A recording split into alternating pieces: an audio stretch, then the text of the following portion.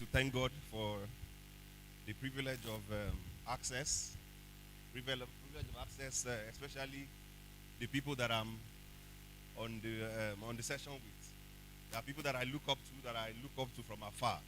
So I'm glad for this access, and I won't take them for granted. Really need it because I'm not where I want to be, but at least there's growth and there's progress, and I thank God, and I'm still a you know, and self-discovery. Very quickly, permit me to so that I won't. I have 23 minutes so that I won't um, go out of time. I'll have to be checking my phone so that it keeps me in check. So very quickly, self-discovery, identifying your abilities and how you can leverage and develop them. So I'm glad that I'm here, and like I said, I've done a lot. I heard the story of Dr. Stephen Akintayo and Mr. Maja that they used to sell popcorn. Me, I've done worse. I used to be a bricklayer, but I knew what I wanted for myself. I used to be a bricklayer. I just wanted to make money. I wanted to just support my family at the age of about 14. So I did bricklayer. I did the urgent 2K job. I'm sure you know what they call urgent 2K job. Those are the people that assist the bricklayer. They call them laborers. So I did that too while growing up, and I dabbled into a lot of things. I've done a lot of things too. But I thank God that we're now on God's side fully, and then that's one of the biggest decisions that I have made, and I am proud of it. Anywhere, I'm proud of Jesus. Praise the Lord, somebody. And then I everywhere that I go. I used to be a Yahoo boy. I did all sorts. Maybe because I make money. Maybe that's why I came back to Jesus' side. But if I had money, I would have come back to Jesus because that's the most beautiful thing. And then that's where the peace is, and the peace is permanent. So self-discovery is a life journey. It's not something that you discover once. It's a life journey of, at a point in life, maybe you see that, the business is no longer moving. You diversify or make changes. So you continue to develop, you continue to change, continue to tweak, you continue to increase your capacity, and then before you get to go. So quickly, how many of us watch? I don't know, maybe you are allowed to watch Big Brother, but there's a show on multi-choice on DSTV, Big Brother Nigeria, and then there's this housemate. Her name is Tolani Badge. I have a lot of case studies, so you might need to follow me. Follow me, thank you. So there's Tolani Badge in the house. I'm sure you know that she came from the US. So not like she had complex issues, not like she had that. But she was in a shell while she was in the house. Self to the world. She was not able to, she spent about maybe a few months, maybe 1.5 months in the house.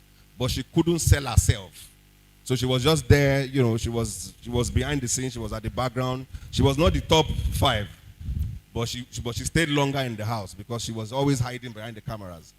But later, she tweeted something a few days ago, and then she said that I'm privileged to be a co-convener for Lagos Digital Summit, and then we had her on our session because of the changes that we saw in her. So it was a team, and we agreed to bring her and let's see what she's made of.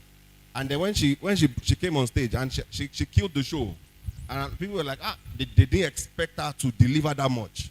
So what has happened in the space of 1 year? She had rediscovered herself. She had reinvented in herself. An iPhone 3 of yesterday is no longer valuable today.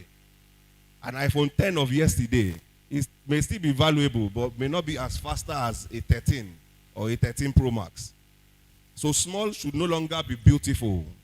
This is 2022, and I'm glad that you are doing this at the first month of the year. Small should no longer be beautiful. So we need to reinvent in ourselves. Continuously reinvent in ourselves. So if you have a skill before, and then maybe you used to be a photographer, or used to be a comedian or skit maker, and then you see that, the chips are no longer coming. You can add something else to it. You can add acting. You can add producing. You can add program direction. You can do all sorts. So don't stay in one point. You need to reinvent and constantly evolve. So for business people, okay, so I broke it down into self-awareness, interest awareness, hopes and dreams, and then career discovery. While I was in primary school, I used to be very timid. In fact, now you can still see that I'm, sort of kind of shy. Yes. Like I said, I'm still a work in progress. Over the years, I've built the confidence in me. We were poor. We came from a very poor background. So when they chase people out for not paying school fees, I'm a regular customer. So I was poor. It affected my psyche. It affected my complex. And sometimes in the class, my class teacher would tell me, "Demola, you are wretched. You are too wretched. They always send you out for not paying school fees. I'm always late to pay for exams, for mock exams, and all of that." But over the years, I didn't want that kind of life. If I had let that affected my mentality, I would still be back there. But I've rediscovered myself. I prayed to God. Most importantly, I got closer to God, and then I'm a work in progress. And I'm not where I want to be, but look at me in the presence of people, and then my legs are not shaking. Thank you, Jesus.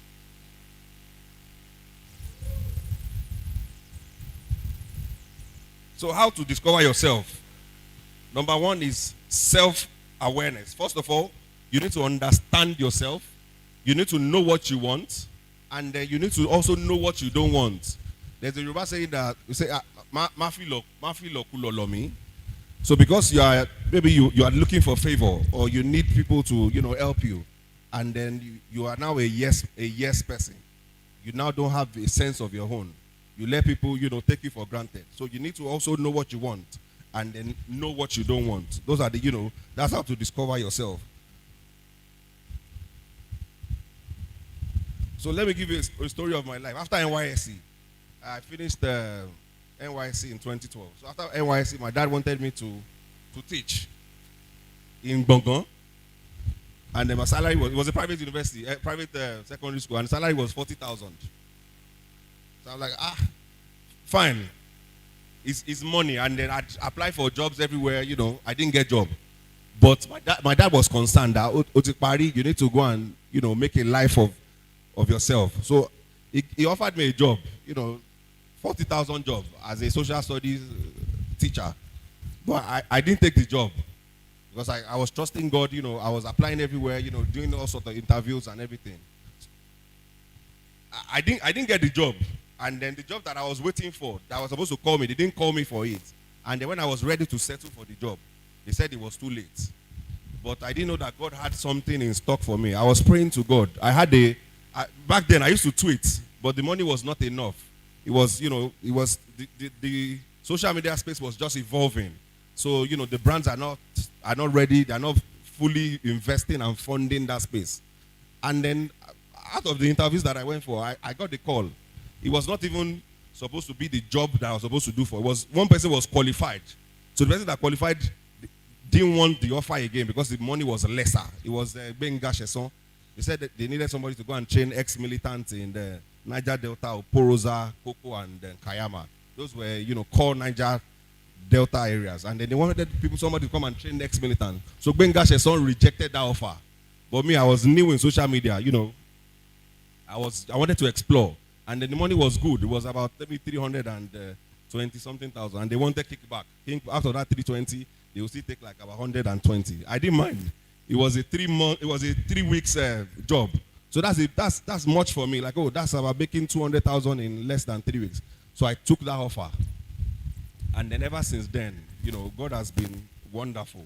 If I had settled for less, if I didn't know what I wanted, I would have been I don't know, maybe senior social studies teacher today. But I thank God, the best is yet to come.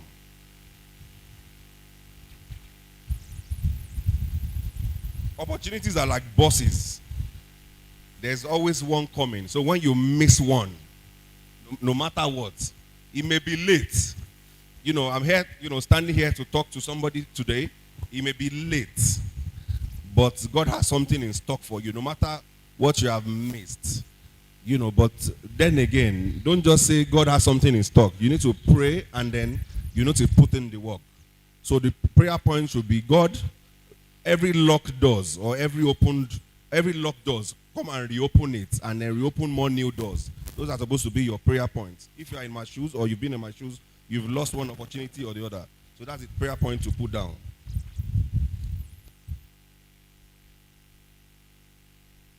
So the second point or ways to discover yourself is interest awareness. I have a family friend in Southampton, and young guy, maybe I think about 12 years old, but they are wealthy. The parents are wealthy, and then they put the guy, small guy, they put him in Southampton football academy, and you know people that's money. So the father is the manager. The father still works, but he manages the son. The son that has not even started making money, but he's already spending money. So that's a family that they have the wealth, and then growing up, I knew how growing up was for him. So he didn't want that same mentality to follow the child. So they had the money and they spent the money on the child. And then there's one thing that they do in that club. They take the small academy, the footballer, small footballer, they take them shopping. So when they go for shopping, they buy expensive things. Sometimes they go on vacation. Small boys, small boys. Sometimes they go on vacation and then, they spend a lot of money. They buy soccer boots of like about maybe 500,000. And why do they do this? The father told me that is to build their mentality for readiness. So that when they get there, they will know how to live the life. So that is you positioning yourself. That is you positioning yourself or positioning your child for greatness. So still on interest awareness, for people that have maybe kids here or that may have kids later, while we were growing up, while we were younger, during the holidays, some of us go to shop. Me, I go to shop. Sometimes I go and learn artwork. Sometimes I go and hustle, do laborer job. But there are other things that we can do to prepare us ahead for the future that we want for our kids. So you can send them to maybe a coding class. You can send them to maybe fashion class. I have a shoemaking factory, and then I have a school too where I teach people. So I have like small kids now. I have like 3 students. SS3, I have primary 6, I have another GS1 too. Those are my littlest or youngest students. So the parents are, they're self-aware, and then they put their children in the academy so that they can learn something, so that they can learn, a skill. So for us, we went to shop. Maybe that's why I like, buying and selling. But if I had gone to a, maybe better place, I would have been a footballer today.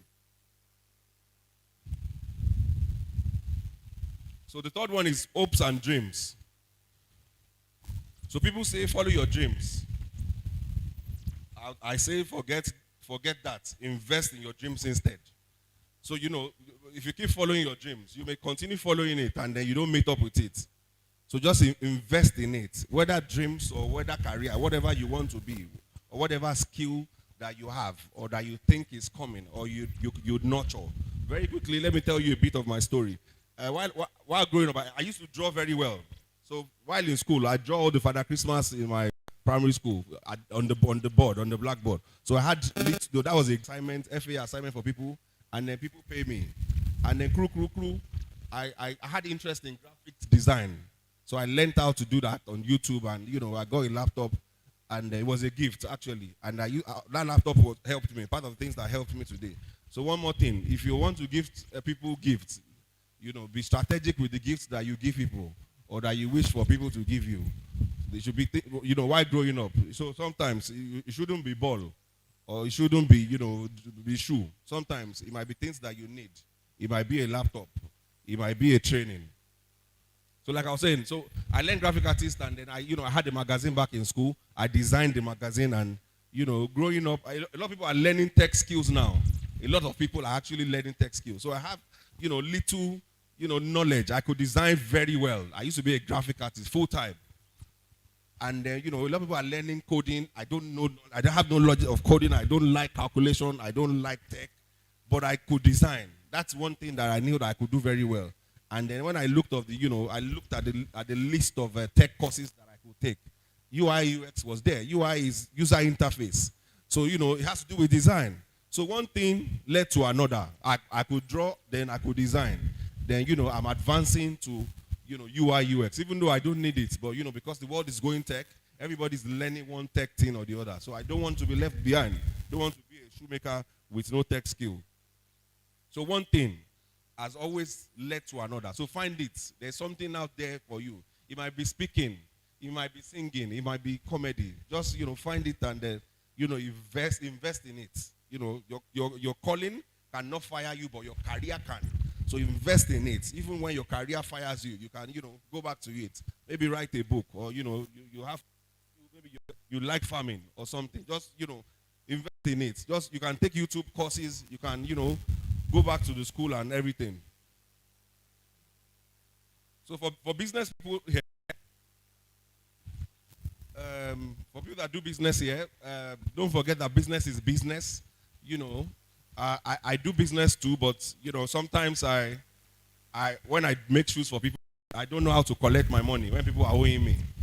So if you are like me, you need to find somebody that will front for you. If it's a small business, you need to find somebody that will front for you. Even Jesus had a manager. So find somebody that will, Peter was Jesus' manager. So find somebody that will do your negotiation. Somebody that will do the dealings for you. Then on one more thing I want to talk about association and group of friends. So be careful with the association you keep around you. Mr. Maja mentioned how Mr. Imbelo, nominated him for something, put in the word for one opportunity, and then he came through. So those are the people that be strategic with the kinds of friends that you keep, not the kind of friends that say, oh, yeah, let's go and gossip. Be strategic, and then be wise with it. You get, and then make sure God leads you. Very, very important. Also be a risk taker on this journey to self-discovery. You need to be. You get. So sometimes it may be out of your space to do so much, but just take it. Go ahead and do it. Don't be small. Don't be small. Life is too short to be doing things.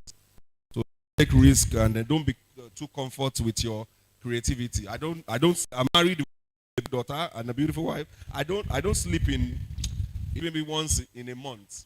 Why? Because if I would just snore and I wake up maybe like 7, this day is already, some people have finished the day.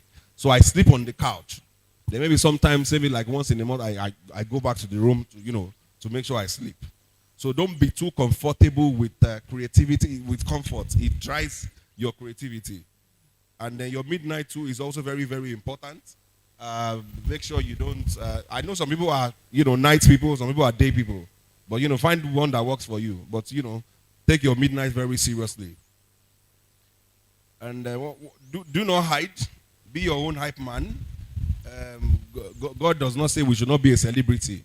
You can be a celebrity. When I was coming here, I saw the signage around for Triple M. I was wowed. And I saw them in strategic places. And then they put it where I was supposed to turn. At that point where I was supposed to turn. So, that's strategic placement. But I didn't obey that sign. The sign didn't tell me to turn. But there was this signage in front of that turning. I was still following the Google map. And then it took me to the back of the... I saw you on the flyer with, some very big speakers in Magoda. I said, oh, yes, that's me. So, don't do everything that you're doing. Don't be small with it. You get, God does not say we should not, go all out there. Be your own hype man. I'm sure we know what hype man is. Be your own hype man. No one wants to become a public figure hacked in secret. Since you are doing these things, show yourself to the world. John chapter 7 verse 4, NIV. So, and one last thing, or second to last thing, be like Jesus. When you are in need, when you are in shock, the first name that you call, which is, he turned water to wine.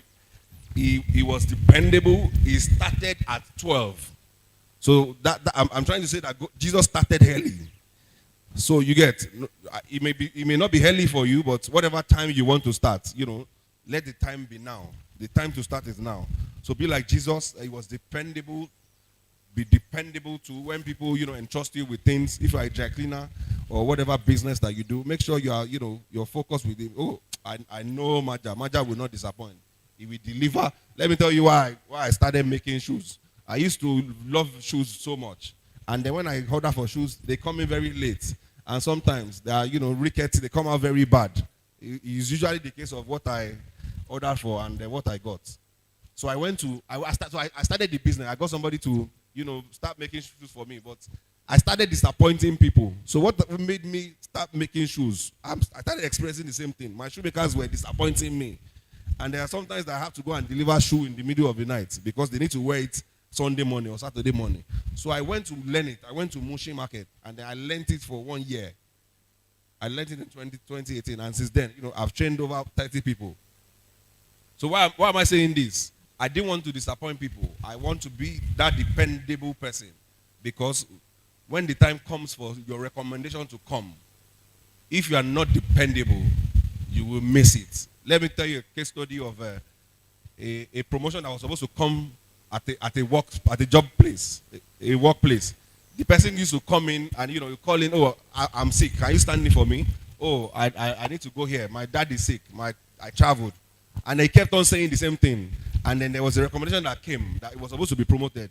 And then the people found that oh no, he's very lazy. He doesn't come to work most times. We used to cover up for him. So, I don't know who I'm speaking with today. Whatever you do, make sure you are dependable. Make sure you put in your 100. It's important to, you don't know who is watching. You don't know when the recommendation will come. And then lastly, attitude is more powerful than social status. A lot of people, when they've arrived there or when they've attained that level, then they close all the access. And then they close access to the people that have helped them while they were climbing up. You don't know that when you want to go down, those may be the people that will lift you back up. So when you get to a point, or maybe when you know something that people don't know, or maybe when you know how to make money in a way that people don't know how to, find a protege, invest in people, look at what Maja is doing with, short employment. Those are the things that you should also do when you get to that stage. Sometimes it may be CSR for you. Sometimes it may be bringing people up. That's why I like the Igbo people so much. They are fantastic people. They bring you from the village and then they train you.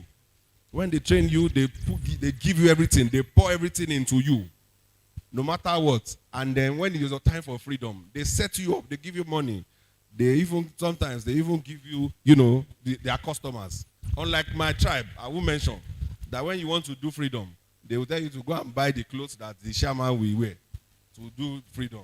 But, so I like the Igbo people a lot. So when you get to that level, make sure you pour it into somebody. Make sure you invest in people around you. Thank you very much.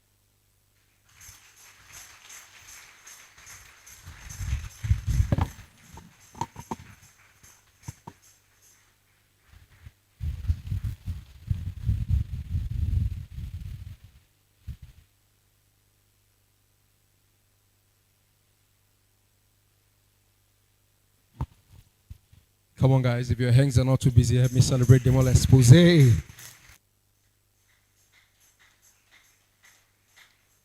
Wow. And once again, we have one of our, I don't know how many of you watch the Flatmates on DSTV? Flatmates, yeah. So we have Mr. Dan the Humorous, Honorable Dan. How are you? Honorable Dan is in the building. Finest Nigeria comedian. And just so you know, he just got back from London. Please let me celebrate him. Thank you. I know I'm not supposed to say that, but thank you. It means a lot. His flight was supposed to be for 11th. That's on Tuesday. But then he's here. So can you see that you are blessed? Come on, celebrate. And before I introduce my other brother who is going to be coming up shortly, I'd like to say this. I have one of my brother. He's the Lagos State Chairman for Lagos Youth Community. I'm sure he's going to do a brief talk to talk more about and they partner with us. And we have them. Please help me celebrate their chairman, Mr. Connie. He's here. Please celebrate him. Please clap for him. Oh. As he is so, if he tells the governor to close that gate, that Lagos State government is not working, they are not working, and we are privileged to have him here. About. You can't do something in this area, you didn't carry them along. Checking Kawale. Thank you so much, man. Amazing. Once again, I said we have the Union Bank staff. Mr. Okechukwu is back around. Please help me celebrate them. The guys from Jobberman, I'm trying to scan Jobberman. I'm sure they are around somewhere. All right, please help me celebrate them.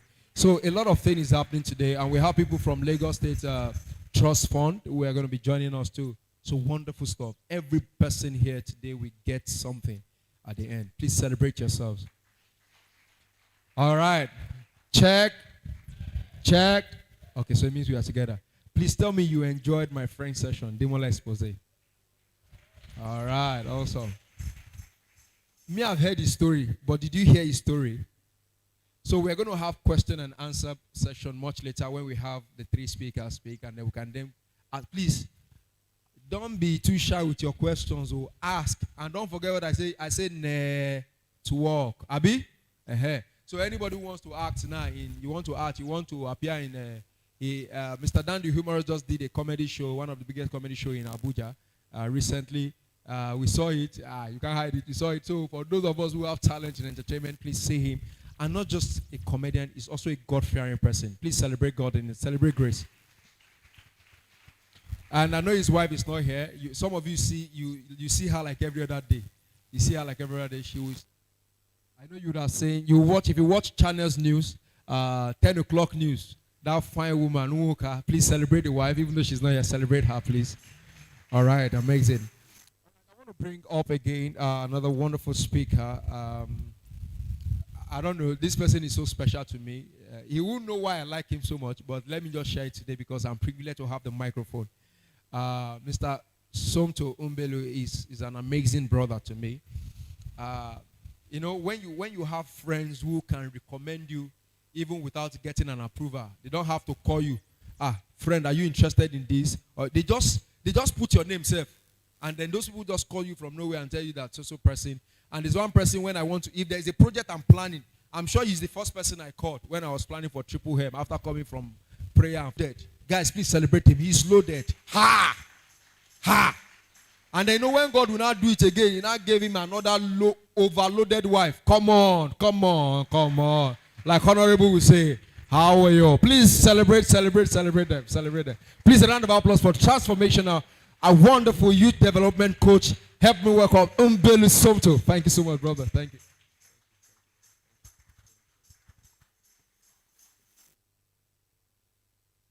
Good afternoon, everyone. For one to succeed or live a purpose-driven life, to touch life, not having money. So we are going to get to the money part, not just making money and having money. Because we have watched people who have made so much money and they are miserable. I've also had friends who are making money and I go over the telephone and I have conversations with them. They say, yes, I'm making this, but I still feel that there is still more. There is still more to do. There is still more to give. And there is still some level of impact that I feel I should make. And I believe every single person in this room must have sometimes asked ourselves, who am I? What am I here to do? What has the world called me to give? How will I change the world? How will I be someone who will impact my environment, people or family positively? We also have at times people go into different businesses. Today probably they are into makeup, tomorrow they are into photography, tomorrow they are into filmmaking. But you just find people wandering all over the place.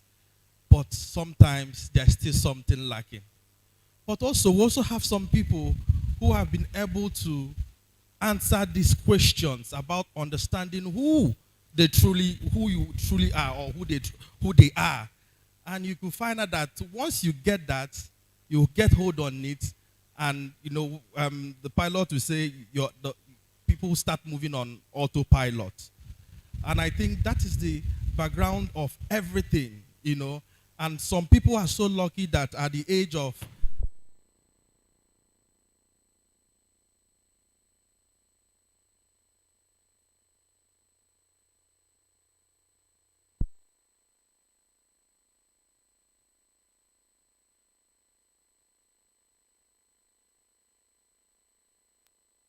this journey, and it's really helped them into, moving into the path. Okay, thank you. Into the path that God has called them to be. So,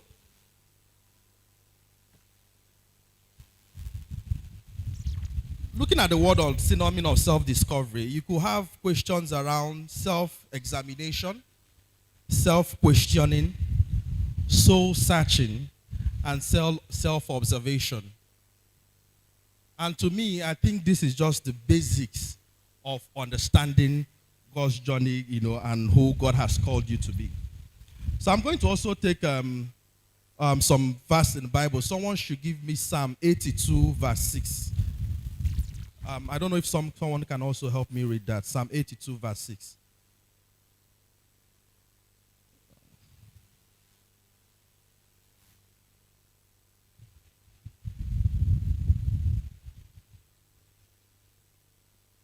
Do you have anyone that can volunteer?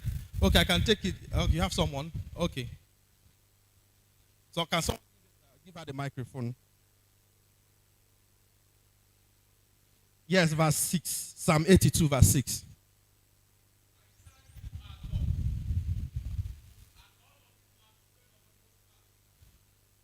Thank you. So I'm going to also start here.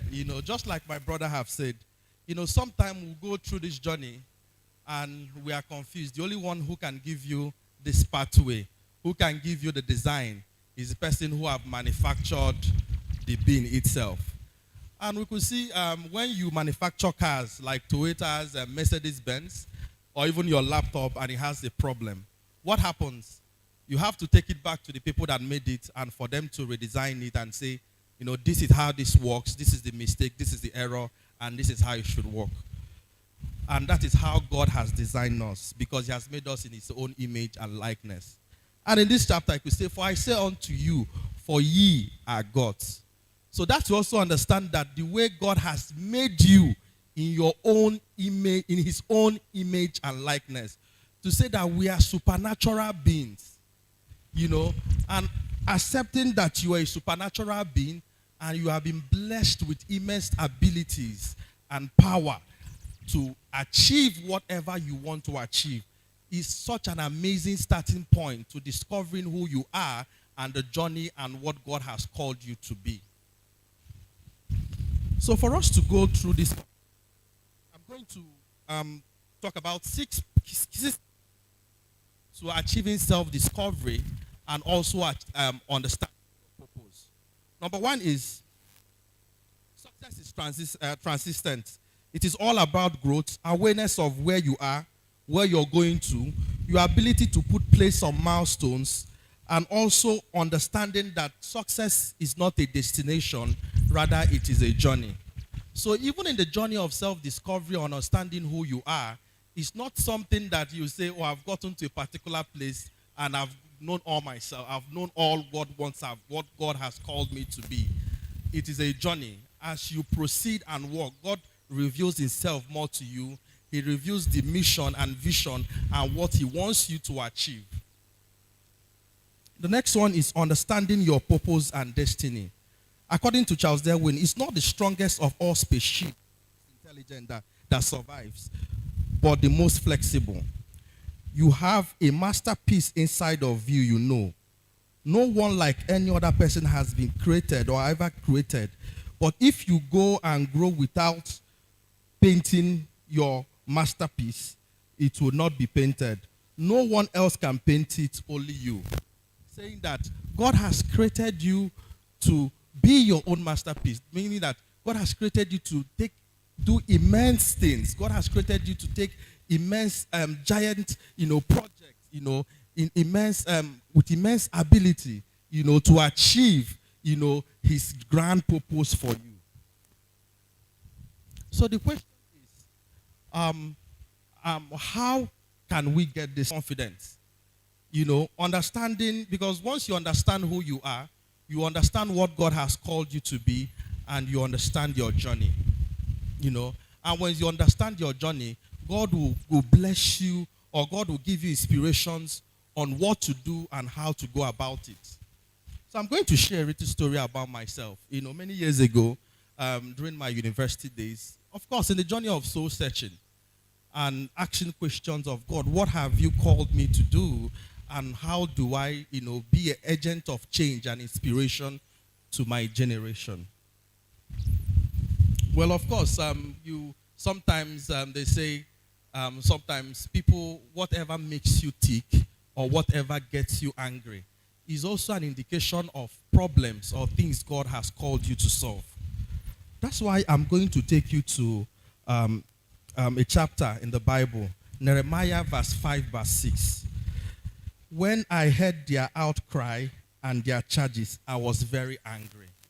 I'm sure all of us know the story of Nehemiah, how he got so angry about the dilapidated walls of Jerusalem. I think so, right?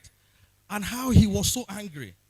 And that's when this young man found what God has called him to do, because he found a problem and he went through it to start solving it. A lot of young people ourselves, we are in a journey that we are looking at, understanding what they want to do, how they want to do it, how they want to make impact, and the change that they want to be.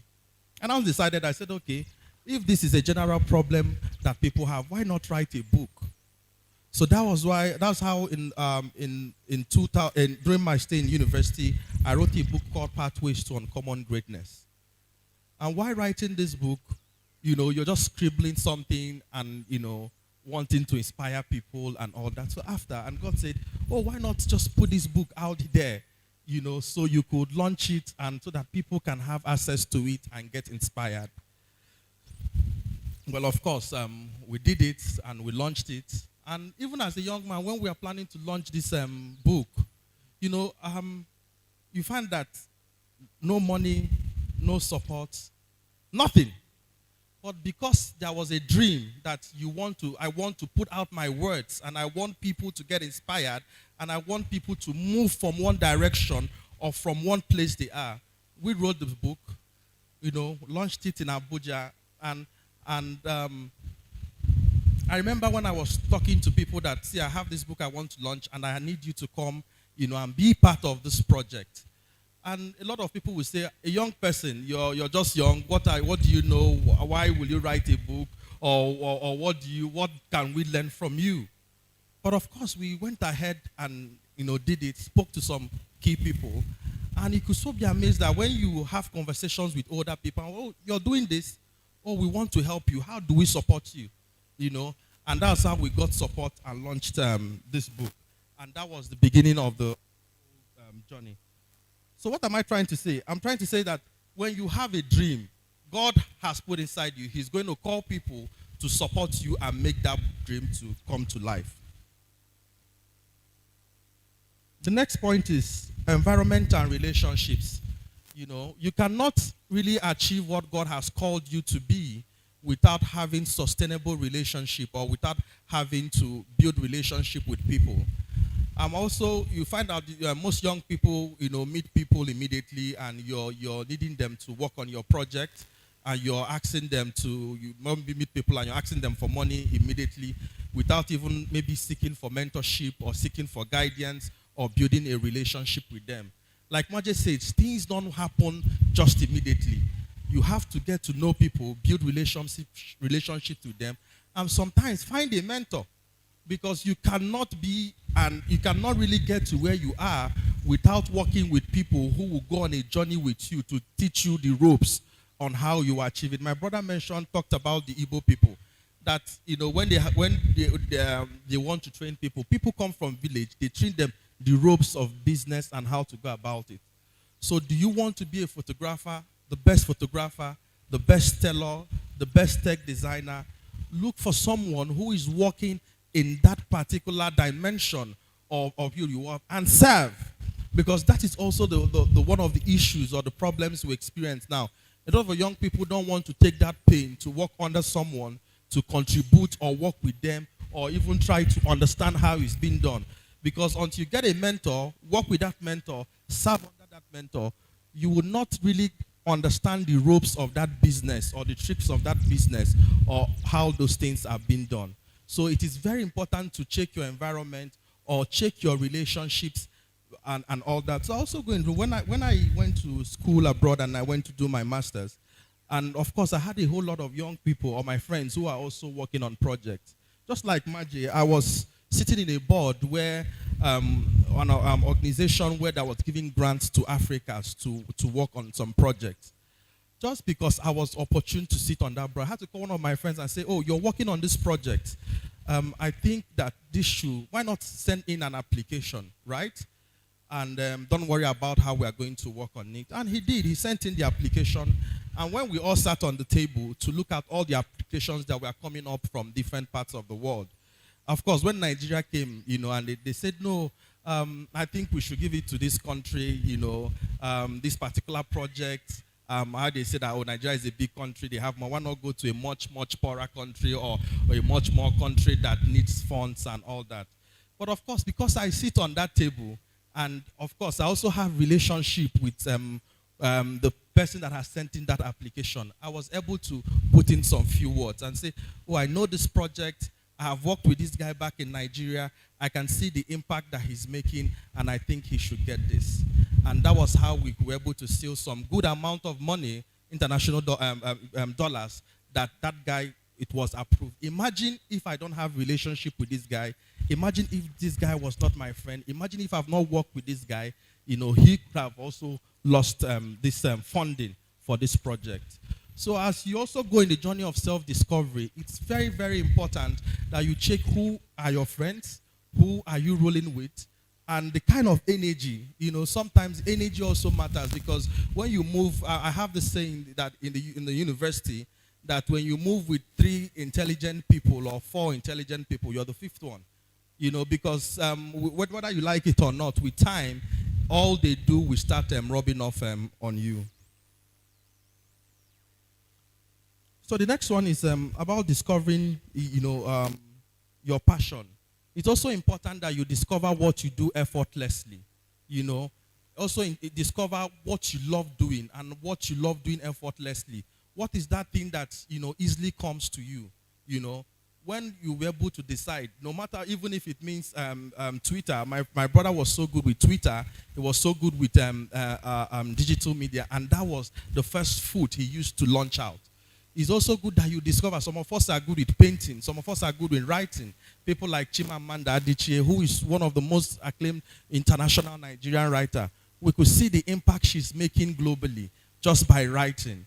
We can also see that we live in a global digitalized economy, that now anything can be turned into money. And we could hear about cryptocurrencies and NFTs. Many years ago, I think most people that do graphic design or some wonderful graphic, you never knew that one day my graphic design could sell for so much amount of money online. So much amount of money online. So no matter what you do, find your passion. And when you find your passion, brand it, work it till you get the best out of it. Because most of the time, we work on something and we do it today, we do it tomorrow. When we are not hitting any headway, we get tired and abandon it and move into another thing. Even our brother, Ambassador Dan, if he gives you his story, of course, he's going to share his story of how he has been in comedy many years, even before he came to Lamplight. You can understand that this journey is not a journey of today. And most young people see people on television or see people doing great stuff, and you think it just happened immediately. These people have toiled, these people have made impact, and these people have believed in their dream. So that is why I say, if you have something you're working on, something you're passionate about, you must hold on to it and keep working on it till you start seeing it bearing fruit.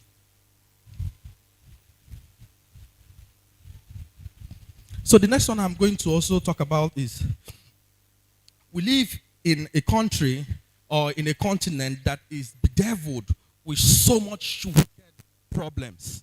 When I mean wicked problems, a continent that has so much problems.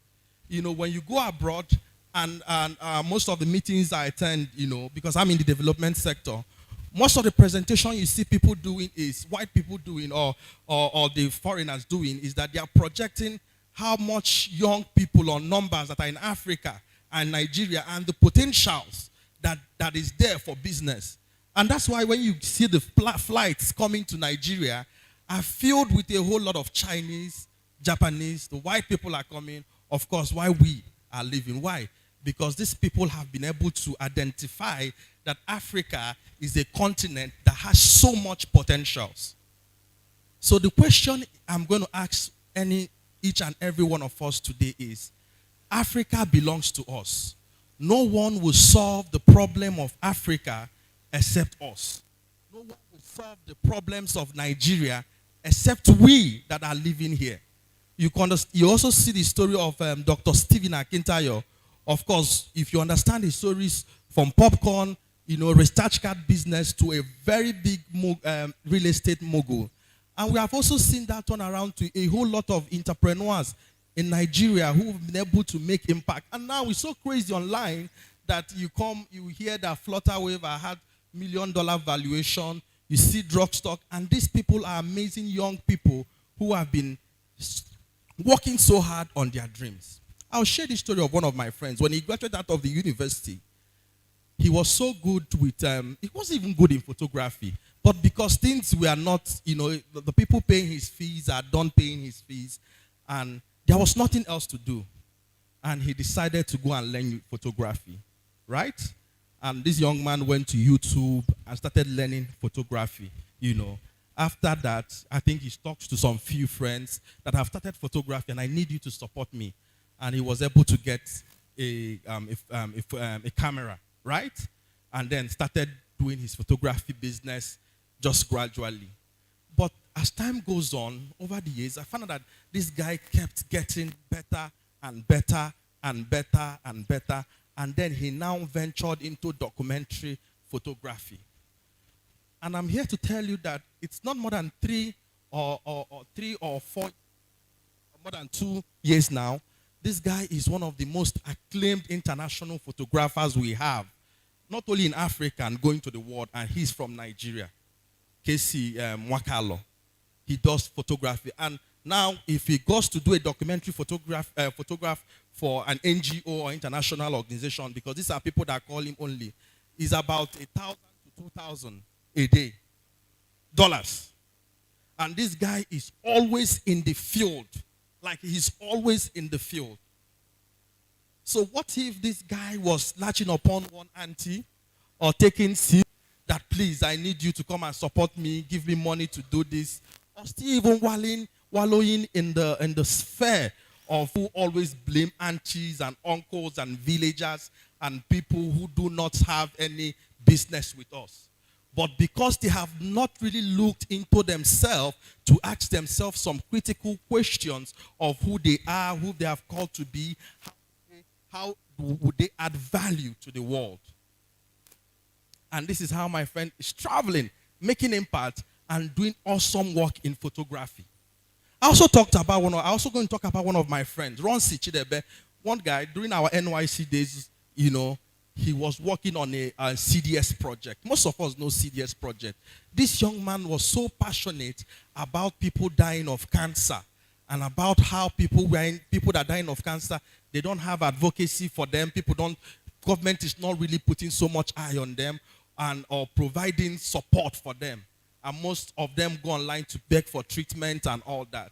He took that upon himself, started a CDS group, a cancer awareness called Project Pink Blue. And over the years, this guy has been able to refine it, talk to stakeholders, go on street campaign, go on projects, get people to donate. And I think he's almost going to 5, 6, 7 years now. Project Pink Blue has grown to a very big non-governmental organization that partners with international cancer organizations that are running full-fledged advocacy. Why? This young man has looked into a problem that he was so angry, like Nehemiah in the Bible, and decided to put a foot forward to see how I'm going to solve this problem. This guy travels around the whole world doing what he loves and being able to be that change he wants to be. So my question to you today is, how do you want to, what do you want to do? What do you want to give the world? How do you want to inspire or change the narratives and things that you are angry about? I'll take this quotation by Oprah Winfrey. It said, "There is no greater gift you can give or receive than the honor to your calling. That is why you are born, and that is how you've become the most truly alive." All of us, every single person have a calling. Just like the seats that we are sitting in, and God made that seat to be that the purpose of this seat is for us to sit. The purpose of this seat is to carry people. So why will you be walking around without no purpose? Why would you be walking around without no direction, or without no plan, or without nothing to give the world? So look around. Every single problem you are seeing is an indication that someone have to solve those problems.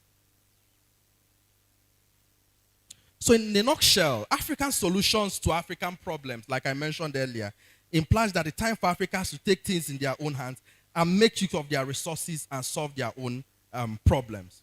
I also take a word with Winston Wilson. You are not here merely to make a living. You are here in order to enable the world to live more amply, with greater vision, with finer spirit of hope and achievement. You are here to enrich the world. You are here to improvise yourself, and you are here to forget the errand and make impact to the world.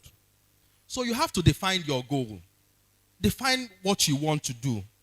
You have to be clear about your intentions. What do I want to do? How do I want to do them? How do I want to achieve what I want to achieve? Then you have to look into the picture, the big picture. You know, what inspires you? What is your dream? When you wake up every day, what excites you? People like Dangote at their age, you could see their awesome, amazing, the big refinery that he's building. We can also see people doing amazing things. You as a person, what is your big picture? What is your big dream? Are you thinking globally? Have you thinking, what is your mind? What do you want to give to the world that you want to be remembered for? So think the big picture. Dream the big picture. And the truth about it is that God has created imagination for all of us. Because imagination is something that you can imagine that you're rich. You can imagine that you're doing big projects. You can put in your space imagining what God has called you to do. And before you know it, you start getting energy. God start drawing people that will help you to achieve these goals. Then you also understand your strengths and weaknesses. You know, you have to understand your strengths and build up your weaknesses. Sometimes, you know, for us to also understand things that we can do, you have to understand, have a SWOT analysis of yourself. Have a cool analysis of yourself. What are my strengths? What do I like doing? What can't I do better? Do I need to collaborate? Do I need to network? Do I need to meet other people to fill up my inadequacies or other places that I cannot meet up? It's very, very, very important that we have this, because when you have a SWOT analysis of yourself, you understand the things you can do better. And the things you can do better are the things that you would do truly well in, because you really understand that this is my area. You know, we know those days in your university, there are some courses you know that, oh, this one are my course. If I do it, if I'm going to write this one, I'm going to excel exceedingly in it. So it's also very, very, very important that we get to conduct a full check on our life. What are our strengths? What are our weaknesses? Because also if you are aware of your weakness, you will know what to do to mitigate those weaknesses. And then think about your legacy. It's very important. Legacy is very important. What do I want to be remembered for? If I die today, if I live here today, if I leave the world today, what do I want the world to remember me of? How do I want the world to see me? You know, there is this song that, you know, they sing, of course, when people, when dream bearers, he said, only remembered by what we have done. Thus, what we pass on earth and is toiling, only be remembered what we have done. That is, what should we be remembered for? And it's so when you're younger and you ask yourself these questions, it starts tilting your brain towards, you know, building a legacy. something that will have a lasting impact, something that will, when I leave, they will say, if Somto was there, oh, Maje, without Maje, and we couldn't have eradicated unemployment. You know, we can also see that most of the vaccines and the things that we are using today, as a result of people who have sat and said, no, I must produce something. No, I must produce something that will change the narrative. So when you sleep every day, and my brothers talked about being uncomfortable, and that is it. Because I think we eat too much food in Africa. We eat too much food and we sleep too much. Because when you are angry like Nehemiah, when you're uncomfortable like my brother, and every day you're thinking, what is the next move? How do I change the narrative? How do I make things much better? How, when I leave, what do I want people to say about me or to talk about me? And we also understand as children of God, my brother talked about spheres of influence, education, politics, business, you know. How do I be part of this sphere of influence? It is not special for anyone. In fact, God has called us to be the salt to the world, that when we get to this spheres of influence, we'll get there and dominate and convert people to him and speak the good work. Because it's only when people can see the impact you're making and they can follow your God. You can imagine someone like Davido coming to talk about Jesus. You can imagine someone like Davido coming to speak about Jesus, coming to talk about it. You could imagine the kind of radical change that we are going to have. So as Christians, it is you are mandated to leave a legacy. You are mandated to be distinctive. You are mandated to be someone who will give change and who will bring change to the world. So finally, before I go, there's this quote by Bro Mark said, when I stand before God at the end of my life, I will hope that I will not have a single bit of talent left, and I could say, I used everything you gave me. When you're living, or God can give you, maybe you've lived 50, 80 years old, or 90, or 100, or any amount you want to live in. You want to look back, like what, if God can give you a chance to see what people are seeing, what do you want people to say about you? And those things are by the problems, the solutions, or whatever you have done when you were still alive. So I'm charging every single one of us today that in this our journey, especially now I could see a lot of young people. You know, the world belongs to all of us now. We have tech people that will change the tech world. The finest of the tech innovations have not yet started. The billion-dollar evaluation companies have not yet started. The big tech companies, the graphic companies, the big development companies, the engineering firms, it has not started. It is in every single individual here. And it can only start when you become so angry about the situation. Angry of sleeping, angry of blame culture, angry of saying my auntie did this, my uncle did this, my villagers did it. Nobody owe you any damn thing. You're not even important for your villagers to come out to come after you. You know, we put our village, you're not important. So until we become so angry of the status quo and we want to change it, that is only when we can start solving a problem. And this problem, you can start from your immediate environment. This young man, Sean, started from employment. He saw that people are looking for jobs. He saw that people we are tired of, people we are tired of are looking for, are unemployed. And he started this project. I saw that people needed some things to really set them on their path to at least understanding who they are. I wrote a book. So what are you going to do, or what will you do to really put yourself on the path, not just for greatness, but being an agent of change in your own, for this generation? I believe in you, and I know that in the next Triple Young Conference, if I'm going to speak here, at least we are going to have a whole lot of testimonies about how people will say, oh, because we heard Demola Expose speak, we heard Dan speak, we heard Somto speak, I was inspired to start this company. I was inspired to start this solution. Because now the gospel pattern has changed. It's no more walking on the road and telling, give evangelism evangelism. Oh. The evangelism now is by the work of your hands. Because when people see the work of your hands and how you are doing it, they want to come close for mentorship. And when they come to mentorship, you align them. You cannot align people when you have nothing to show. You cannot align people when you're not a person of influence. And the only way you could be a person of influence is for your ability to distinguish yourself. And when you distinguish yourself, people want to listen to you talk. People want to hear you talk. People want to have conversations with you. People want to have discussions with you. I was with that my book, I was able to get, someone saw it in American embassy and said, please, we are looking for a writer. And I think the person read this book. And that was how I was recommended for a very big job in the USID. And that was how my career started. Imagine if I never wrote that book. Imagine if when God said, write this book, I say, what it means to write, I'm not writing anything. That book, I don't really think I've sold much.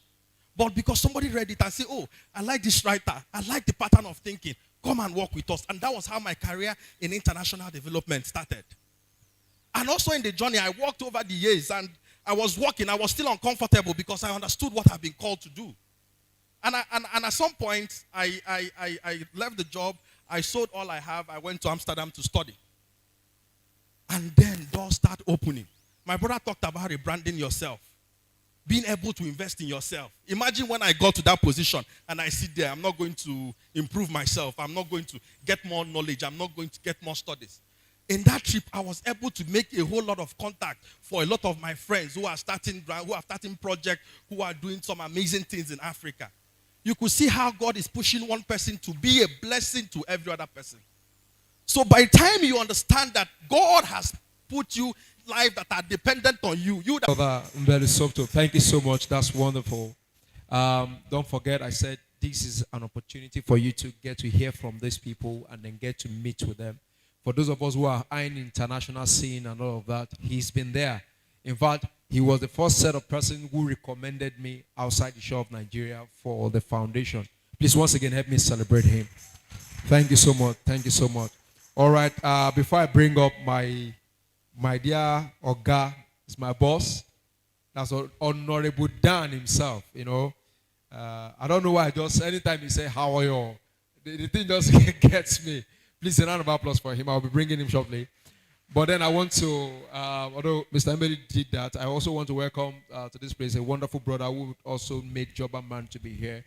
His surname is also Mbelu David. He's from Jobaman. Please, a round of applause for him and his team. Thank you. And one of my daddies, you know, is my landlord here in Lagos, an amazing man, always supportive, you know. He's not based in Nigeria, and so I count it full privilege to have him in this place today. It means today is a very special day. Please, if your hands are not busy, help me clap for Mr. Oladipo. Please help me celebrate him. Help me celebrate him. Help me celebrate him. Help me celebrate him. Thank you so much, sir. Thank you so much. Thank you. It means a lot. It means a lot. All right. Please start getting your questions ready. Start getting your questions. You're going to be asking them all expose questions. You're going to be asking Mbelu Somto questions. Stephen Akintayo is around now. Please, a round of applause. Is around, waiting somewhere. Of course, we're still expecting some of the speakers. We have Vincent who is waiting online already. Vincent is currently in the US. He made a trip for his business, so he won't be able to join us live. So he's going to be speaking to us shortly in Zoom. Mr. Bayo Mobiro is also around. Please, a round of applause for these people. Right, so I'll be introducing them much later on. All right, so I am privileged to want to bring to this place my brother, an amazing person. And also, before I introduce him, please don't forget we have Jobaman and Union Bank. They will be speaking with us after Mr. Down. So if you have any queries, any questions you want to ask the Union Bank team about loan and all of that, please ask them. People from TVC Television, thank you. I see you. I appreciate you. All right. Please. So Mr. Dan, first and foremost, he's a very supportive man. He's somebody who runs with your own vision, even beyond the way you carry it. He's one person that when I go to and say, this is what I want to do, he'll say, no problem. I remember I wanted to have a campus store in University of Ibadan late last year. He was just all in for me. In fact, he wanted to come from Lagos to University of Ibadan. I was the one saying, no, please join online. So he's very, very supportive. And not just that, he's a seasoned actor. Please, a round of applause for him. You know, he's I don't know if you have not seen Flatmate or any of his movie. I encourage you to please go online, check for his movies. Amazing, fantastic actor. And not just that, his jokes you know him as a comedian, but I know him as a boss. All right, his jokes are raw, are legit. Some of his materials are being used, by other comedians, and we are privileged to have that man here to talk to us. So for those who are in entertainment industry, and it's also a Christian, oh my God, no. Please, ladies and gentlemen, if your hands are not too busy, help me celebrate Mr. Dan Uka, popularly known as Dan the Humorous. How are you? All right. For the purpose of just clearing it is, how are you? Distinguished ladies and gentlemen, brothers and sisters, good, still morning. Okay, almost morning. Luckily, the concert was happening outside. So people brought their cars and put their headlamp, facing the stage, and it lit up the stage, and we managed to continue. And so while preparing for this, I remembered that story, and I thought about it. Those cars came to light up the stage. Were they useful for that purpose? Or rather, were they useful for that concert? I need us to work together on this. Were they useful for that concert? But was that what the car was created for? Was that what the car was invented for? Now imagine if you have a car and the only time people are remembering to call you is when they want to use your headlamp to see road. Are you living the full potential of that car? A car was designed to move people from place to place. But nobody calls you to come and drive them to Ibadan or drive them to here or there. They only call you to come and hold headlamp for them. Or they only call you to come and listen to news from the radio of that car. In this life that we're living, a lot of us are very useful, but not a lot of us are actually purposeful. And the people who, if you want to say the truth, are useful, are those whose motivation in life is they just want to pay their bills. They just want to eat. They just want a shelter. They just want a car. They just want to feed their family, take their children to school fees. That's why Somto said something here. There are people who are multimillionaires, but are frustrated. And what is that frustration? They are not having the fulfillment of purpose. They have all the cars, all the houses, all the every. But when they go back, they know that there is still something for them to unleash. But then think about somebody who is living in purpose. But the person may not have all that you think he should have yet.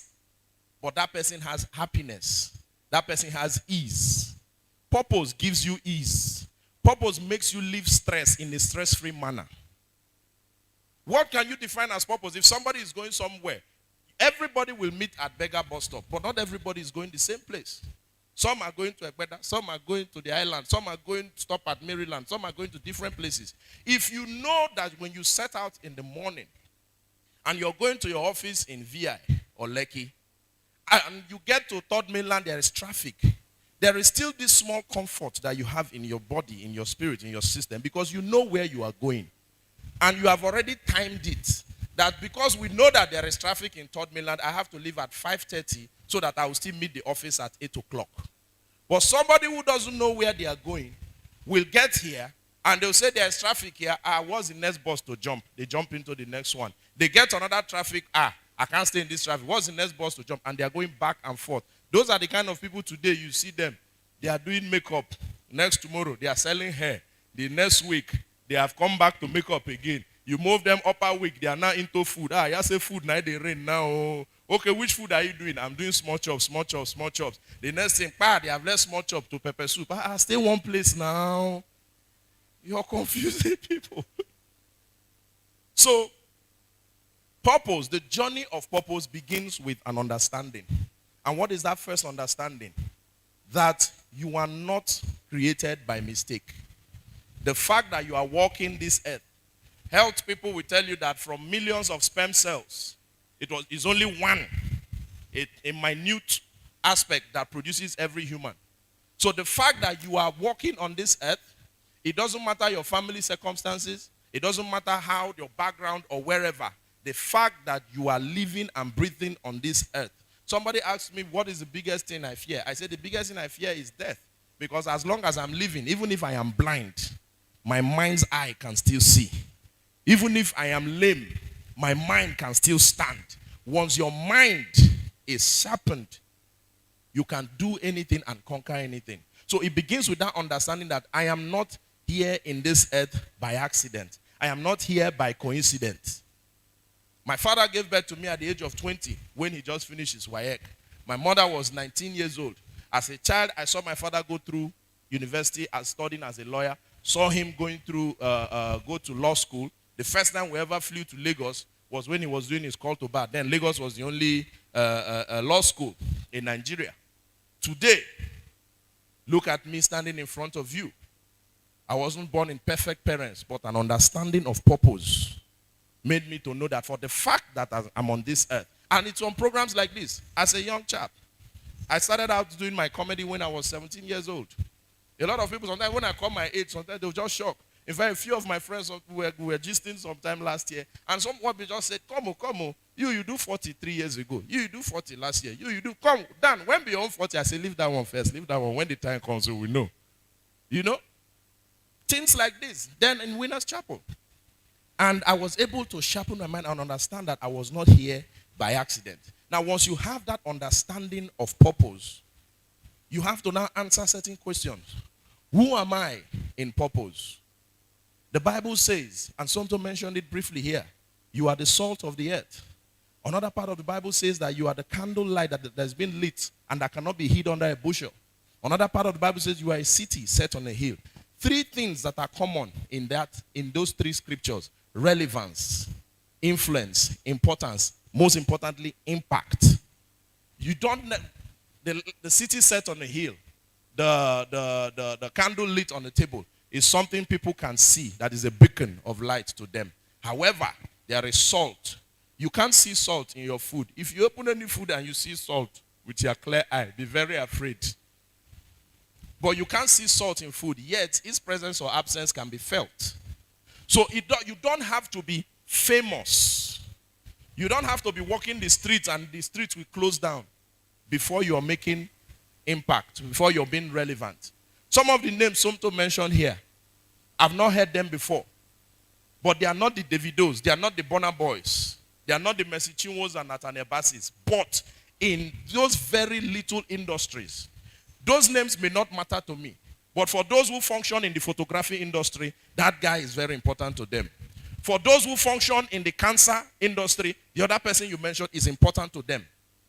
So sometimes when we hear, oh, purpose, potential, passion, fulfillment, everything that comes to our mind, especially when pastors, tell us from the pulpit like this, we now feel that, that means we must be popular. We must be known everywhere. No. Sometimes you can even be in an industry of popular people, but once you understand your place in that industry and that relevance in that industry, you will be comfortable. You will not be under any pressure to be famous or what have you. The next thing, when you understand who you are in purpose, you understand what are you in purpose. And it's very simple. You are God's ambassador. You are God's ambassador. And as God's ambassador, you are a beacon of excellence. Because we serve an excellent God. We serve an organized God. So when you hear that, go ye into the world and preach, baptizing them in the name of the Father, lo, I am with you always and everything, it's not only about when you stand and open the Bible. Some of us, the only evangelism we need is the excellent life that we are living. Is the thriving careers that we are practicing. It's not only when you say somebody carry megaphone and walk around the street, Jesus is the only way. Yeah, that's one aspect of evangelism. Don't you see Nollywood movies when you say, somebody is very rich, and then somebody comes to him and say, okay, how did you make it? How did you make it? And then they say, follow me, I will take you to my Baba. Yes, there's no problem. Even here too, we also have a Baba. There is a way you will live your life. People will say, oh, but Sonto, how far now? How you they do this thing? And you let him understand that, okay, first of all, you have to understand what is your purpose. People, they say, cut soap for me, cut soap for me. Yes, in this kingdom, we also cut soap.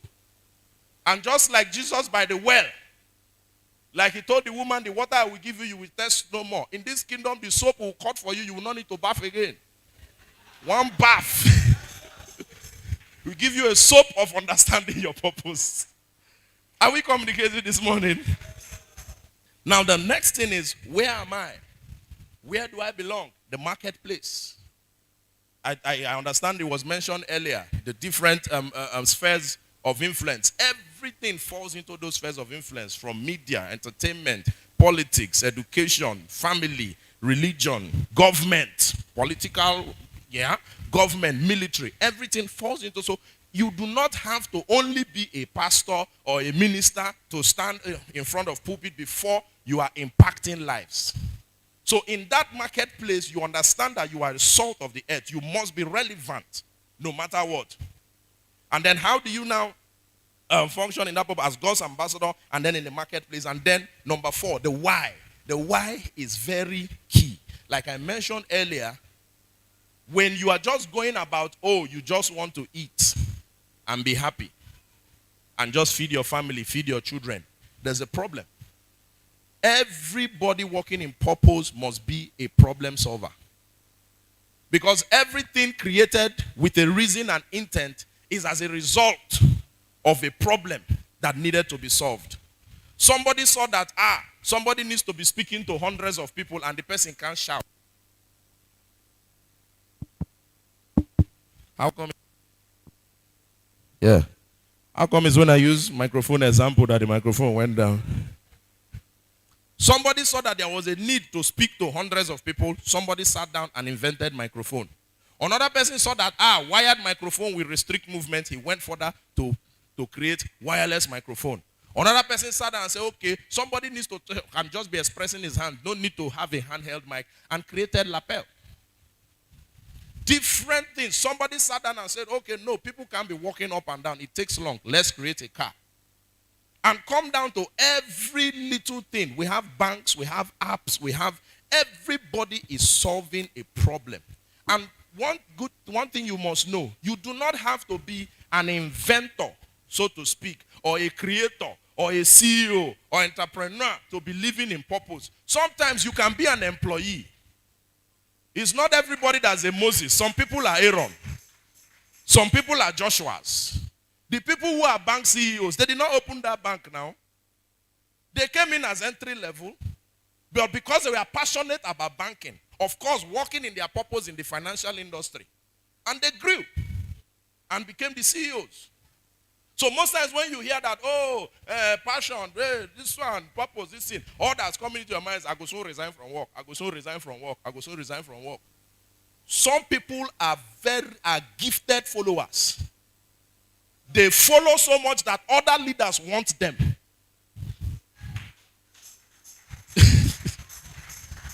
Some people, God has blessed them that they know how to shape in your vision. They may not be blessed to have a vision of theirs, but if they step in and create yours. So if you're functioning and you're relevant, those are the people that you call consultants. Ask yourself, consultants, when not the open their own company? No, somehow, no. But for some reason, they are just gifted to like, okay, when you come, this is it. They see what you cannot see. They have understood their purpose, and they have keyed into that area. And then after, there is no idea that comes to you by accident. There is no idea that I say, this one, no, that is you, not be my own. If it comes to you, it is for you. And you see the bad thing about ideas are like praise. You know when they say, if you will not praise me, I will raise a stone to praise me. Sometimes when these ideas come to you and you just be mulling around with them, it will go to somewhere else. Then you will sit down and say, I've been thinking this thing for hours that day. Oh. Because these things need mediums of expression. So when you are delaying and you don't know what you are stopping for yourself, and most importantly, what you're stopping for other people. And that is the purpose mindset. The purpose mindset is that you are not living for yourself. You are living because when you are carrying an idea, you're not pursuing that idea, you're not pursuing that passion, that goal, or even that ambition with the intention of, let it feed my family. You are pursuing it with, I want to solve a problem. I want to meet a need. I want to create a solution. When you're creating a solution, you begin to ask for partners. You begin to ask for employees. Technically, automatically, you're empowering other people. That feeding that you're looking for, you have started feeding yourself without knowing. But you see, when your mind is constricted to only, I just want to survive, I just want to pay my rent, I just want to feed my children, somehow the ideas will begin to operate on a small level so as to feed you on that thing that you desire. But when you think that, oh, this idea, I want to create this thing, I want to create this app, this solution, this whatever, to achieve this aim, what that does, it begins to connect other people. Are we communicating this morning? And then the next important thing is the how. The how is very key. It's like a house. You don't see people going to a building and say, oh, yeah, put block here, put block here, put block. Okay, should we put pillar here? Should we do? This building was drawn. This building was debated on paper and agreed upon before coming to site on day one. Hardly will you hear that, oh, they changed the design of the building. So when you know who you are, what you are, where you're supposed to function, the reason, the niche that you're going to carve in that industry, you have found out that, oh, there is a vacuum here. This is where I need to fill it. The next thing is how. In my industry, there are some ideas that have hit me, even in recent times, even up until last year. For example, for years, I have been sitting down and I would just imagine as a small child. How many of you watch Willy Willy? How many of you watch Willy Willy as small children? Okay. Willy Willy was very popular for those of us in the South. Or in the South as it were. And then I've been sitting down like, can this man bring his program back? Can this man? It would be nice to have some Willy Willy action and everything. And one day God spoke to me. Since you have been asking yourself, don't you think that the fact that you're asking yourself this thing is because I have given you the idea to execute the reproduction of Willy Willy? And I stood up and I had to look for the man. The man is a professor in University of Port Harcourt, Theatre Arts Department. And I went to him. And in the next few weeks, we'll be signing the contract for the reproduction of Willy Willy. And that's a big project. Because that project now, people are going to be employed. Actors, cameramen, crewmen, caterers, what have you. All that will happen. Imagine if I just sat back and I was just mulling over it, and the next thing I see somebody say, I mean, they think I'm that time for a house. So. And those are not thoughts you think just because you want to feed your family. Those are thoughts you bring up to impact society. And then you come to the how. There are some bold ideas that God gave me. And I've been battling with it. And then I was just surfing the internet a few days ago, and I saw a program, a 5-month course at Pan Atlantic University, School of Media and Communication. And it hit me, yeah, okay, this is what you need to prepare yourself again for this next phase. So when you have this, you have identified where to function, you have to map out how to function. When you are moving from here to wherever, let's say you're going from here to Surulere, before you start your car, you have already proposed in your mind, if I come out of Beggar, I will enter the express. I will go to Maryland. I will go straight on Ikorodu Road. I will get to Stadium. I will branch. Before you start your car, you don't just drive and say, okay, where I go follow now, where I go follow, where I go follow, where I go follow. Even in your mind, sometimes you have even said to yourself, if there's traffic here, I will divert here. You have already designed it in your mind. So sometimes when you go, because you have an understanding of the journey, you see small traffic, you're not even perturbed because you know that, there's a bad spot in front that is delaying traffic. Let me manage. When you have a sense of purpose, an understanding of purpose, and you have been able to map out your journey, pressure will not fail you. Some people will tell you, see your mates, now they go. No, our journeys are not the same. And I know where I'm going. It is when I don't know where I'm going that I will fall under that pressure. That I will really go to my room and start thinking, it's true, my mates have gone ahead of me. But I know where I'm going, that by the time I will reach there, and there's a thing something to mention, you must have a big picture. You must have a final destination. I in secondary school, I did sciences, but I was very passionate about entertainment. I was social prefect and president of social club at the same time. Every Friday in school, we do shows, get fee. 10 naira VIP, 5 naira regular. And then for some reason, I was battling to study engineering. Battling. It was my mom who asked me, I have never seen you watch Discovery Channel in this house before. I've never seen you watch National Geographic. Every time, Star Wars, this one, this one. Instead of you writing mathematical equations, you're writing jokes. Are you sure you belong to this thing? And then I sat back and I thought to myself, that's true. I left sciences, went back. And the bad part is that it's not like in SS1 we learned government and CRK. No, I went to a science school from SS1, physics and chemistry, straight. So CRK, big, reached the whole of Lagos. I didn't know. I stepped back after 3 years. Stepped back, took 1 year, went to do lesson in art subject. The following year, sat for WAEC and JAM. Now, because I was able to see where I was going to in this business, as a media entrepreneur, as someone who will run TV and radio stations. Listen, as a stand-up comedian and actor, I'm on my pathway. And I know. So I sat down. People who knew me that time say, okay, as comedian, what you want to do now? Go study theater arts. No. I checked through JAM brochure. I saw linguistics and communications. I said, linguistics and communication, because I want to make this brand a global brand. I should be able to communicate across borders. And then communication had to do with mass communication, as it were. And that was what I studied. And everything that I studied has been relevant for me all through the years. Even sometimes amongst my industry, by the time I do some kind of performance, they say, leave an linguistics is studied. Today speak grammar, no mind them. But it's something I prepared for. After all, didn't they say that, what is that? They say success is when preparation meets opportunity. So sometimes you may know where you want to go to, but how to get to it might become a problem. So you have to define that. It is very important. And the when has to do with the timing. When you understand the timing, you can run with your goal. So if you just go about paying your bills, you are not living in purpose. When you live in purpose, your bills become secondary. And then you begin to connect destinies. You begin to help destinies of other people. I know people who are living their dreams that has inspired me. And sometimes I think, if they didn't live their dream, would I have been inspired as I was? So, as you are, look, you have responsibility. You are killing somebody's dream by killing your own dream. So not to carry another person's blood on your head. Live your dream. So that others can go through you. Because who knows? You don't know whether on the last day, on Judgment Day, apart from the sins that they'll say, you stole. They'll say, you and that. You refuse to be this and that, which made this person an armed robber. Go to hellfire. I'm just saying. You know? And all my life, like I said, I've been entertainment.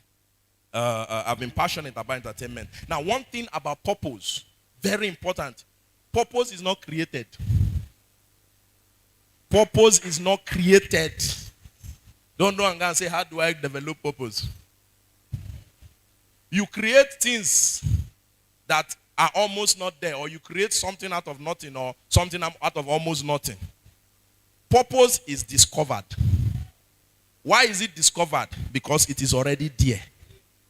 They say they discover oil because the oil was sitting down waiting for them on the ground. And then they put the necessary tools and they discovered oil. They say gold is in this land.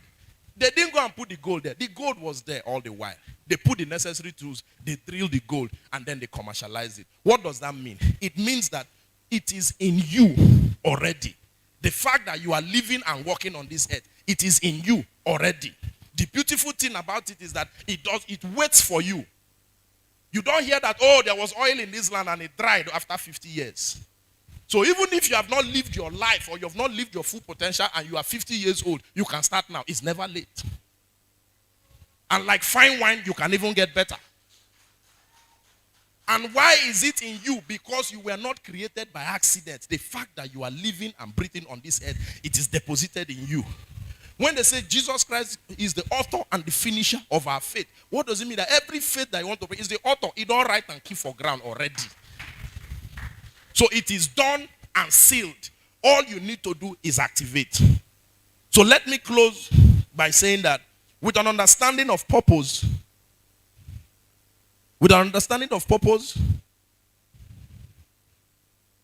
it is inherent in you. What you need to activate is already deposited in you. And all it needs, like every resource that cannot be sold raw. Crude oil. Nobody is using crude oil in itself. But crude oil gives you petroleum, aviation fuel, kerosene, amongst many things.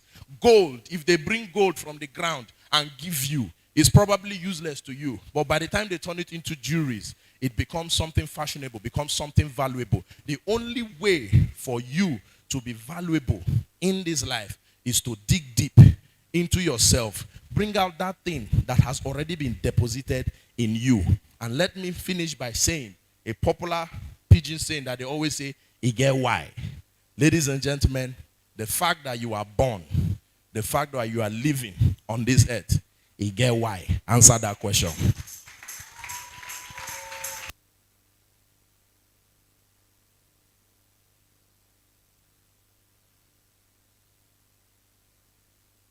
Wow.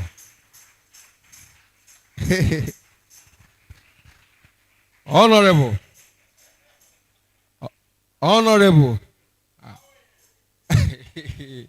Please, if your hands are not too busy, help me celebrate God. Now, I'm even more confused now. Because I don't know if you're a comedian or a born preacher. That was amazing. Thank you. Check. Perfect. That's awesome. Thank you so much. Once again, please let's celebrate down the humorous. Thank you. And just so you know, he's still very much around. Like I said, please do not fail to network with these people. So there's going to be a bit of change in the program. We're going to be having Bayo Omobiro. Are we excited? Please celebrate him. Bayo Omobiro is going to be coming up pretty much soon because he needs to go back to Abuja. All right, so he's going to be joining us shortly. But before then, I just want us to take a few questions for all the speakers that have spoken so far. Please, can we celebrate all our speakers? Can we celebrate them? All right. So I'm sure so this is how we're going to do it. For those seated in gallery, thank you so much. So if you have a question, you just raise up your head. We'll get the microphone to you, and then you can. I will try and mention their names again so you can direct the question to whomever you want to direct the questions to. All right. So we earlier have Demola Expose, and then we have my dear brother Umbeli Sobto, and then we have Dan the Humorous. All right. So I think we have to hold on the question. All right, please. It's an honor to bring my dear brother and friend. Like I said, networking is key. Relationship is key. This is somebody that I'm privileged to have him here to represent the presidency. He's the official photographer to the president of the Federal Republic picture. Please help me celebrate him. Keep clapping your hands.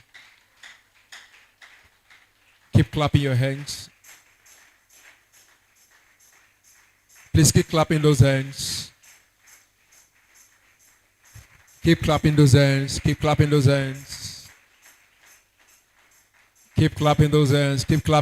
Ladies and gentlemen, I have all the way from Abuja, the amazing, the wonderful, the extraordinary, the presidential less himself. Ladies and gentlemen, Mr. Bayo Omo Boriowo. Please celebrate him. This is a wonderful surprise. Celebrate him. Please keep clapping those hands. Let them feel us in Lagos.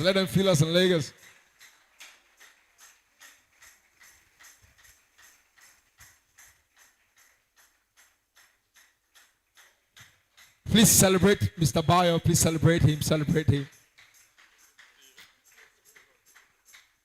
All right, just so you know, please can I have that? Hello, AY. Just so you know, Mr. Bayo just authored one of Nigeria's finest book, Discover Nigeria. Please, can we celebrate him, please?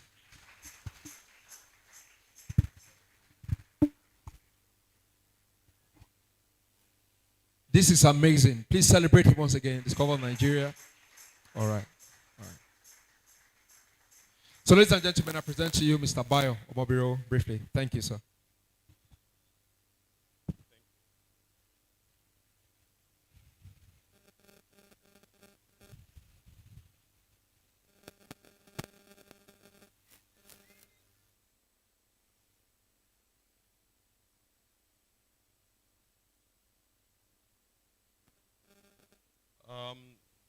Good afternoon, everybody. Are you guys excited to be here? I'll first and foremost pay homage to everyone that has been here before me or has spoken before me. God bless everyone, and I think they deserve a big round of applause, please. I was particularly listening to, I was on YouTube, I just came in from Abuja right now. I wasn't meant to be here, but for me, one of the most important things is every effort to influence and impact the next generation is a big investment that must not ever be taken for granted. And no matter the size, the audience, we're also a product of people's investment in our lives. So there's an echo on this mic. I don't know if that can be dropped. There's an echo on this mic. If not, I can speak without the mic, actually. All right. So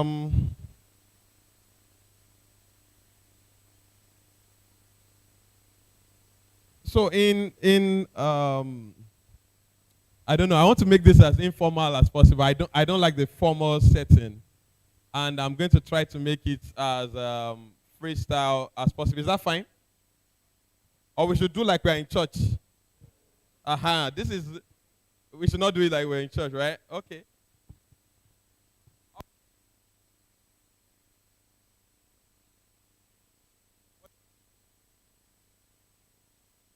Online would not hear. Okay. All right. My name is Bayo Moboriowo. I am a documentary photographer that Grace found, Favor found, and is privileged to be photographing the President of the Federal Republic of Nigeria. Now, whether you like politics or not, I am the President's photographer. Whether you like APC or not, I am the President's photographer. Whether you like government or not, I am the President's photographer. And whether you like me or not, I am still the President's photographer. But the reality is, whether you like politics or not, before I became who I am, I journeyed through different dimensions of life. No matter how challenging your background has been, I've been there. And of course, we don't need to be measuring challenges. But one thing I know and I remember is I hawked pure water on the street of Mushin. So if there's nothing I remember hawking pure water in Mushin, and they used to call it Bayo Pure Water in Ojuoye Market in Mushin. How many of you know Mushin Market? So picture me being on that street in Mushin hawking pure water. And I went from hawking pure water to having dreams. And what was my dream? My dream went as wild as I wanted to be privileged to travel all around Nigeria. That was my dream. And I thought that was a big dream. To travel, I want to visit every state in Nigeria. Now, it might not look like a big dream. But then, that was how big my dream was. And today, working with the president, I've traveled to over 60 countries in the world. I've traveled to over, and I'm saying over, I'm not saying 60 times. I'm saying 60 countries. Some visited over 10 times. I have met one-on-one in the same room with nothing less than 50 presidents of the world. Every single president of America, I've been in the same room with them one-on-one in the last 3 or 4 presidents of America. I've not been to America. I've been to America to meet with the American president through photography. I thought it was a joke. All I've been privileged to experience is God giving me a camera in my hand. I never knew the president from anywhere, which is why I said, even if you don't like the president, God used the president as a channel to make me who I am today. Because no matter how comfortable with that, and one of the things is, anywhere I get to, I will always pay homage to President Muhammadu Buhari. This is not me being political. This is me saying, this is the first time in the history of Nigeria that a president will have a personal photographer. There has never been. Now, how did I get here? And that's why I came to share to you. And I want you to pick the lessons from this. I didn't come to follow any manuscript. I have what I can say there, but most times I don't know how the Spirit just moves me. I never follow any protocol because I believe I didn't come here to share the word, but the spirit of the word. And there's a spirit in man. And that spirit is what you must connect to. There's nothing I want to talk about photography or business that you can't read online. Go on YouTube, you'll find everything there. There's nothing I want to teach you that every other person cannot teach you. But there's a uniqueness of my own life journey which I predicate upon the grace of God and a spirit that keeps leading man. And one of the things, if I don't ever say by the time I drop this mic, is there's a spirit in man. So tell your neighbor, there's a spirit in man. So the question is, what is that spirit doing inside you? What is the unique result that spirit inside you is producing? For a lot of people, the spirit has produced laziness. For some people, the spirit has produced procrastination. There's nothing unique about the dreams that's been on our mind. We've had dreams. But if I sit down in this room and ask you about your dreams are even bigger than my own. They are wilder than my own. And if you see the streets of Lagos, there are many people with amazing dreams. But dream is never enough. There are also many people with amazing talents, but talent is never enough. There are many people with amazing gifts that if they come up with innovations and ideas, it's miraculous. It can create magic, but what happens? Why does it never come to life? And the question is, what is that spirit doing inside of you? If I ask you now, how many of you want to work in a mortuary? Can you raise up your hand? You want to work in a mortuary? Nobody wants to work in a mortuary. But if I ask you how many people want to work in the presidential villa, raise up your hand. You want to work in the presidential villa, whether for APC or PDP. You see? You want to become a minister in this country, raise up your hand. Or you would you like to be a cleaner. See the way he quickly dropped his hand. There's a spirit in man. In 2006, I was in the University of Lagos studying pure and applied chemistry. I studied pure and applied chemistry in the University of Lagos. I finished with 4.26 CGPA. Yes, 4.26. I was so chemistry.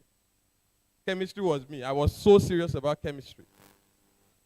And when I did chemistry, I thought that was my future. But I remember going for Nysc. And throughout my stay in University of Lagos, I was very passionate about photography. I always wanted to hold the camera. Even when I didn't have a camera, I would borrow camera from the congregation like this and tell them, give me your camera, let me photograph on your behalf, and then the picture is still yours. And that was how I started photography. I just loved the fact that I can stand in front of anybody, just like I'm standing in front of you, and photograph for no reason. So it started as passion. But when I finished from University of Lagos, I walked by Nysc to River State, Port Harcourt, because I wanted to go and work in Chevron. I made all my contacts, called everybody that I needed to work in Chevron, and they had fixed it for me. Then I got to Port Harcourt. They said everybody that works, that does Nysc in River State must teach. I was like, After working Nysc to Port Harcourt, I'm coming to Port Harcourt to be a teacher. When there's Chevron there, I've done all my calculations and permutations. And then I started teaching. And that was how my journey into photography started. As an Nysc copper, I went with my uniform to a photo lab one day, and that was how the photographer who owned the lab picked interest in me, and that was how I started practicing photography. And from there, I sat down one day, and we're in church, and I'm sure a lot of people here are Christians, so I cannot take the dimension of God out of it. And the question was, Bayo, what is your future? What is next?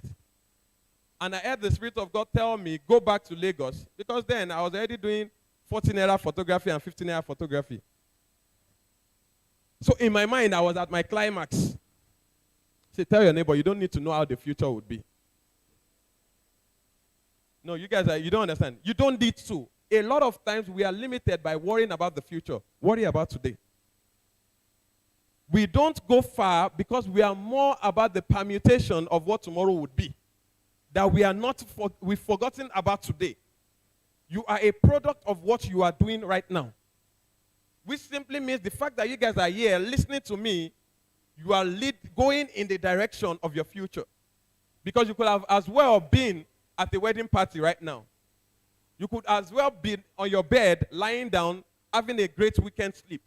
But you've taken out your time to come and listen to these amazing speakers because you believe your future is brighter than what it is at the moment. Now, what I'm saying is you don't need to know what tomorrow would look like. Just have a dream. And no matter how wild that dream is, it is possible. So I went from NYSC and I started going around during NYSC taking pictures. And I was taking pictures. And immediately after NYSC, the Spirit said, go back to Lagos. And I was like, wow, Lagos, 14 naira, 15 naira a year is already looking good. At least by the time we put everything together, say God punish devil. The devil sometimes limits us in our mind. Everything you would produce starts from the mind. And as far as you can't see it in your mind, you can never become it. So the question I'll ask you today is, what are you seeing? What is on your mind and how big of it? I'm here to tell you that no matter what it is, you are possible. I went from the streets of Lagos. When I came back to Lagos, started photographing everything. I photographed burial. I photographed naming ceremony. I photographed wakekeeping. I photographed freedom. I photographed weddings. I photographed everything. I went into the bushes taking pictures. I never knew I would become the president's photographer. Neither did I know that the future would be this bright. We went from one street of Lagos to another until Bella Niger discovered us. And we formed a group called Three Musketeers. We started taking pictures and putting it on Bella Niger. This is 2012. 2012. Then people started knowing us. I didn't become popular because of President Buhari. I became more popular because of President Buhari. I was already popular before President Buhari. You can Google my name, Bayo Omoborewo. It will take you to my history. So whatever you become is not a product of that future. It's a product of what you are doing now. And that was what we started doing. We were going up and down. Money was never the issue. Because there were times when my friends would sit down and say, this Bella Niger, they are not even paying us. And when I say Bella Niger, how many of you know Bella Niger? Bella Niger in 2012 was the Insta blog, Linda Ikeji, everything together. So I'm talking about the biggest news, social news platform. Bella Niger was everything you are seeing today in one. So we were on that platform, and that was where everybody started to discover us. And then from there, I remember being sent a mail and said, our organization in the UK asked us to look for you. I said, I don't understand. Then we're living in Igondo. I said, your organization in UK said you should go and look for Bayo Omoborewo from Igondo. He said, yes. The person they want to hire is Bayo Omoborewo, but that they can conduct interviews for several other people, but just to DFID, United Kingdom, DFID, Department for International Development, but they also call it UK Aid. That was the DFID project. And then I got on the DFID project, and then they invited me and said, we are going to do interview. We are going to interview all the big names. I don't want to mention names. All the big names that are in Nigeria as at then that were the main guys. Well, we were told to pick you, but we'll fulfill all righteousness all around Nigeria. And my dream had come to pass. I started traveling all around Nigeria with the white guys. I was taking pictures, telling stories. And then 8 months down the line, they said, we can no longer afford you. I said, wait. As at 8 months, 3 months before then or so, when I was going to go into DFID, I was praying. And I just felt something telling me, leave wedding photography. I was a major wedding photographer in 2012, 2013. 2011, 2012, 2013. Weddings. I bought my first car as a wedding photographer. And then the Spirit was telling me, leave wedding photography. Tell your neighbor there's a spirit in man. You guys are following my story, right? Should I continue or I should go and be reading paper? So it said I should leave wedding photography. And this was when our career as wedding photographers was blooming.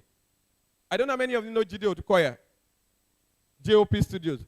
we were always going for weddings back to back together. If Jide is not shooting, he's shooting for me. If I'm not shooting, I'm shooting for Jide. I mentioned the likes of Jide Alakije. I mentioned all these big names. These were the people that we were tailoring after. And the Spirit said, leave wedding photography. I said, no. I was battling with it. Then I remember calling Jide. I said, Jide, I said, this wedding photography thing, me, I'm leaving, no. He said, Bayo. 2012, Jide said he was charging 750,000 naira. He said, Bayo, do you know how much I'm charging now? 750,000 naira per wedding. And you want to leave it? Say, I want to leave it too because I want to go into documentary photography. Most of them look like unknown. But there's a spirit in man. So I told him, I said, he's charging 750,000. And our career was going in the same trajectory. So I said, no, maybe I'm not hearing God though. Maybe it's just my mind trying to play trick on me. So I went back to God. And for the first time in my prayer life, I said, God, you have to show me a sign. This kind of decision is not what you make without a sign. So I said, God, show me a sign. And that was why DFID called me. So they told us to go and look for you. And that was my sign. By the time I saw the amount they were paying, it was almost balancing out. To the point that I remember Jide called me one day and said, Bayo, Alpha, space there that place. But that's not the story. I started going with these guys, and 8 months, 9 months down the line, they said they can't afford me. I felt so disappointed. They were owing me, and Oyinbo could not pay my salary, could not pay me for my fees. And I felt like, God, you told me to come this direction. Why are you taking me through all of this? Guess what God said? He said, I'm done with that chapter. It's time to move to the next. No, you don't understand. We are in church, so I have to tell you the way it is. I don't want to, if I'm somewhere else, I'll be saying, we followed and then we followed and then we followed. I have to be honest with you. If they did not tell me to go, I would not be here today. So for every disappointment you go through in the journey of life, as long as you are in alignment with that spirit, you would succeed. Except that spirit is not inside you and you are deceiving yourself. Which is why I'm grateful that you are under this unction and anointing, that whether you like it or not and you are not saved or your life is still doing sege, before you leave here today, you come to this altar and talk to God and say, God, I need you. Because there's nothing tangible you can produce, tangible and sustainable, that you can produce outside of God. I'm not preaching. I'm telling you the truth. I'm not a pastor. I'm here as a guy on the street telling you, if you see me on the street, I'm different. But as far as I'm in church, I will tell you the truth that there's nothing tangible, sustainable, and of global relevance you can produce outside of God. So if you've been here playing sege with God and you are dribbling God, you are here today, you are there outside. Once you come into church, you lift up holy hands. Once you step out, you are a different version of yourself. And people cannot see you and see God in you. Then you are not yet ready for this journey. And I'm not saying people don't achieve success without God. But I'm saying to produce a sustainable future that is guaranteed in the midst of all the challenges that it will yield great results, you need to be grounded in God. So they said, I have to go. And I left. And they didn't even say, I have to go. I chose to leave. Because I felt if they can't pay me and God had told me that it's no longer comfortable, I can no longer be there. Some of us, we've stayed too long on the same spot. You've been dancing around the same circle for too long. You keep dancing around. And God is telling you, I am done with this phase. I am done with this chapter. And until you have the ability to say, God, I move. When he says move, you would remain grounded. Some of you, you've been doing the same thing. Makeup. You've tried makeup. If one door closes, that doesn't mean that's the end. God might be showing you another door. Sometimes you have been knocking for too long on the same door, saying, this is the door, this is the door. I did wedding photography. I could have stayed at wedding photography. But God said I was done with wedding chapter. It's time for you to move to the next. Then I moved into documentary photography, and I thought that was the future with this organization. And God said, no, I am done. Move on to the next. God is not stationary. And as I said, the Spirit moves around. It keeps hovering around. It keeps hovering around. So if you are staying at the same position, except God says stay, then stay. But sometimes you need to know what the Spirit of God is saying. And I don't know why I'm going in this direction of what the Spirit of God is saying, because that's not my message. But the truth is, if you want to produce results, you need to listen to what God is telling you. So I left them and I started, freelancing. I photographed for different foundations. And guess what? Immediately after, if you listen to God, He's always taking you to a greater position. So I was freelancing. Guess what? What I was getting freelancing was 5 times what they were paying me when I was with the white people. When I left, immediately I moved into freelancing. It was 5 times more. And then I started freelancing, started going all around. And I took my bag one day and said I heard about an APC convention in Teslim Balogun. I want to tell you today that I've never known or heard about President Muhammadu Buhari before the first time I ever saw him. People say, Abayo, so you mean you didn't know history? I said, I didn't know history. I was a Lagos boy. Lagos people don't care about history. We are just on the streets. We just want to hustle and make money. An average Lagos person doesn't care about what is happening in Abuja. You know that. We just want to work hard, make money, and make progress. So I never knew what politics in Abuja. The only time was when I was working at the FID, they take you to Abuja. Then when I was working on freelancing, I go to Abuja, just take picture. The same day, you take the flight back to Lagos. No business. The only time I went to a presidential villa before I became the president's photographer, I remember, was when I won award, Future Awards of the Most Creative Artist of 2012. So when they called me and said, so I went to Teslim Balogun Stadium. I didn't have the pass. My friend said they will not allow you to enter. I said I will enter. They said they will not allow you to enter. I said I will enter. I found my way, borrowed tag from someone, and that was how I got into into Teslim Balogun Stadium.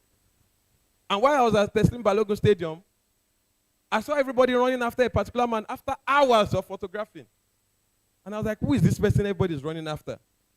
I said, okay, let me also take the picture of this person. All the foreign journalists, everybody was on this man. I took the picture. And then it was time for the president to go and do the votes, for them to cast the votes. And then everybody ran after this same man again.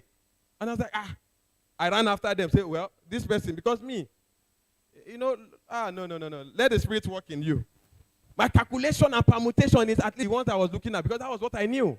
So I ran after them. As I was photographing this General Muhammadu Buhari then, we finished and I sat down. As I left the crowd, I touched my pocket and my iPhone 5S was gone. This is 2014, December. As a boy now, struggling on the street of Lagos, and the phone was here, and then you come out of, and you come into reality, and then you do like this. The phone was gone. But guess what? That was the beginning of my breakthrough. I left there and I sat down. I was there morning till night photographing. I told God, I said, God, you are the God of passion, passion, passion. I came here not for anything, but out of passion of being a creative. Why would I go? You don't understand. iPhone 5S, 2014. What do me gone? I was like, it's not. I said, God, you must reward me. I didn't know what I was saying. I didn't know what it meant. But I said, God, you must reward me. Because I came out of passion, and you are the God that says, follow your passion. They always preach this thing. And I have done it now. They've stolen my iPhone 5S. That time it was 110,000. Oh, yeah, gone. And I sat down there, and we photographed, did everything. President Buhari left. Everybody left. Most people left. I slept there. I slept under a plank that day. I have the picture. Somebody took the picture. Slept under a plank. 2014. I had my apartment. I was living in a 3-bedroom, 4-bedroom apartment in Maryland. In Mende. Very comfortable apartment. Yes. And I left Mende to go to Teslim Balogun Stadium to sleep under plank just out of passion for photography. Before then, I had gone to Ekiti, where I was squatting in somebody's house in like a chancy, just sleeping there because I wanted to photograph Fayemi, who I didn't know. And then he lost. I packed my bag. I went back home. Then after then, again, I ran, carried my bag to Oshun because I knew God was leading me in the direction of political photography. I did not see the future. I went to Oshun again. I said, I will photograph this one from distance because I don't want to be emotionally attached. Let me just do my passionate work and go. So I was photographing, going there days, rugged. And then Ayagbeshola won then. I said, Kai, if I knew, I would have just been so close to him. See now, this one has won now. I have lost. I went back home. This going back home every time. You go back home, go back home, go back home. The FID, I went back home. The wedding photography, I went back home. This one again, I went back home. But there's a spirit in man. So when this Teslim Balogun happened, I went back home, nothing, phone gone, no money, nobody paid me a dime. But every time I always posted few pictures from all of my endeavors, all across political photography. And then one day they called me and said they are looking for me. I said, they are looking for me. They said, yes. That they said the only person that can photograph President General Muhammadu Buhari then was Bayo Omoboriwo. They sat down in a meeting and said the only person, I was not there, I never knew, I never did a meeting, said the only person that can do this work is Bayo Omoboriwo. And that's why they called for me. My brother, I did not look for work. Work found me. But guess how work found me? In the place of passion. How passionate are you about your dreams? What would you risk to get to that future you are dreaming of? How bad do you want it? I wanted it so bad that I slept on that plank. I wanted it so bad that I risked my life on the road of Nigeria looking to take and tell stories. See, life is a journey. As long as you keep taking that step, you don't need to know how that destination will look. Yours is to take the step. And then take the step. And keep following your spirit. When they called me and said, blah, blah, blah, blah, blah. I told him, I said, these people said they will not pay as a photographer. They said, no, don't mind them. Don't mind them. All these people, they've collected money from government. They don't want to pay you. Don't answer them. Don't answer them. So I went back home. Me too, I did not answer them. I said it was the devil coming for me. So this one was not God's going back home. This one was the devil's going back home. So I sat down and I said, you know what, they won't pay. But because money was never the reason why I wanted to do this in the first place, the day before the campaign started, I don't know what the spirit that told me, pick the phone and call those people. And that was I picked the phone and called these people that have been contacting me. I said, you people did not call me since all these days again. You said you cannot collect what we have to offer now. The campaign is starting tomorrow. We will find somebody there. But if you can make it down today, you will get the job. My sister, my brother, the way I packed my bag with that flight and got to Ikeja International Airport and entered flights and got to Port Harcourt, the rest is history. I am the president's photographer for the last 6.5 years. I am a multi-award winning photographer. I'm not recognized in Nigeria. You people are not appreciating me. I go outside Nigeria, go to the US, go all around Africa, and these guys at the sight of Bayo Omoboriwo, they bow. I step out of Nigeria, I am not celebrated in Nigeria. The whole of Africa looks forward to Bayo Omoboriwo. If we gather somewhere and they don't see, they start calling, where are those Nigerian guys? Those guys are so exceptional. I go to the United States of America and get to the White House. I am recognized. They send me message. We have conversations. You don't understand? They know us because there's a spirit in man. How bad do you want it? I came this afternoon just to inspire you and challenge you that the future is possible. The future is not about permutations or calculations. The future is about that spirit in you, leading you in the direction you should go. Poverty is a function of the mind. It's not, see, I was on the street, I was very poor. But my brother and sister, I have tasted wealth. You should never be poor. You should never settle down for being comfortable with where you are. God has been so good to me, not just because I'm the president's photographer, but because God has used the talent he gave to me and helped me to materialize it, turn it to something, a product that can be recognized. I got into the Guinness World Record a few weeks ago for the biggest photo book in the world. This is not, they are waiting for me in London now to come and collect it. I go everywhere producing results. And some people can say, oh, it's because it's privileged. Yes, I'm privileged. But guess what? I was underprivileged before.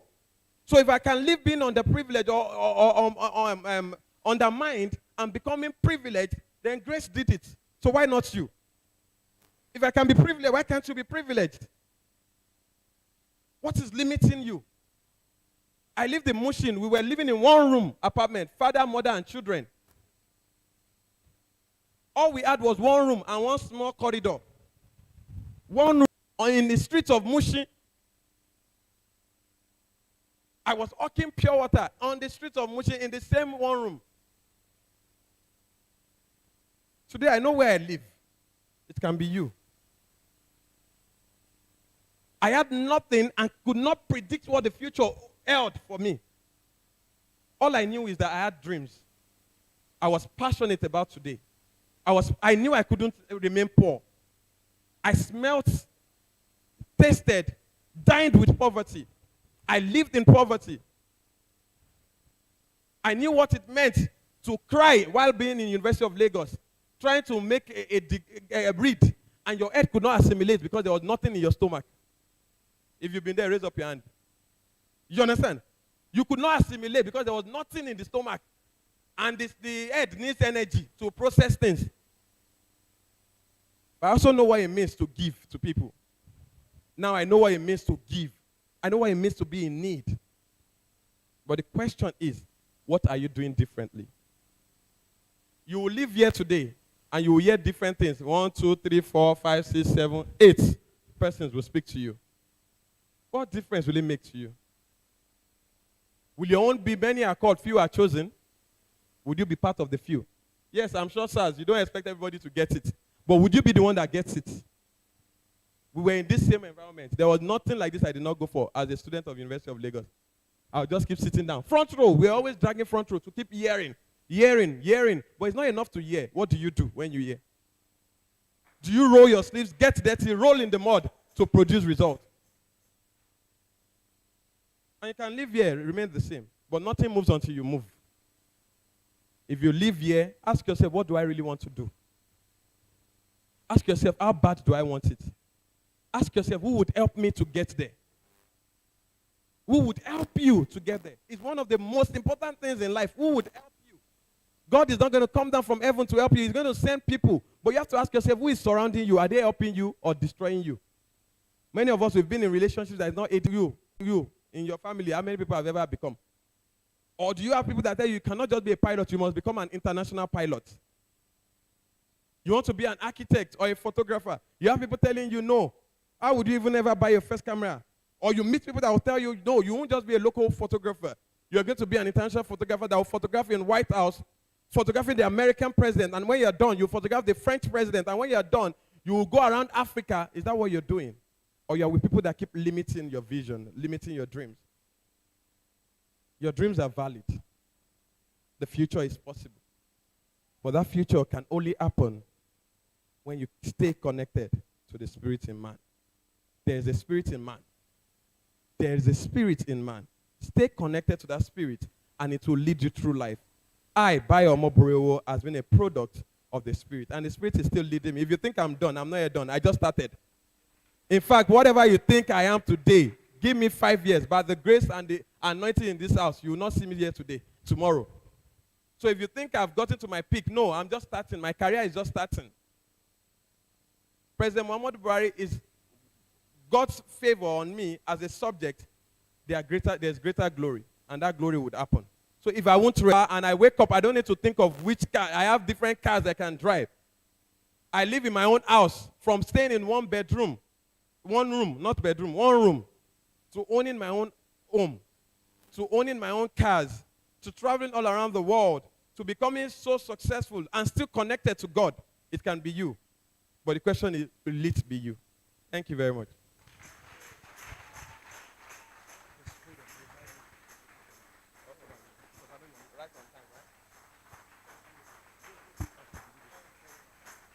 Please celebrate, celebrate, celebrate, celebrate. Please keep celebrating.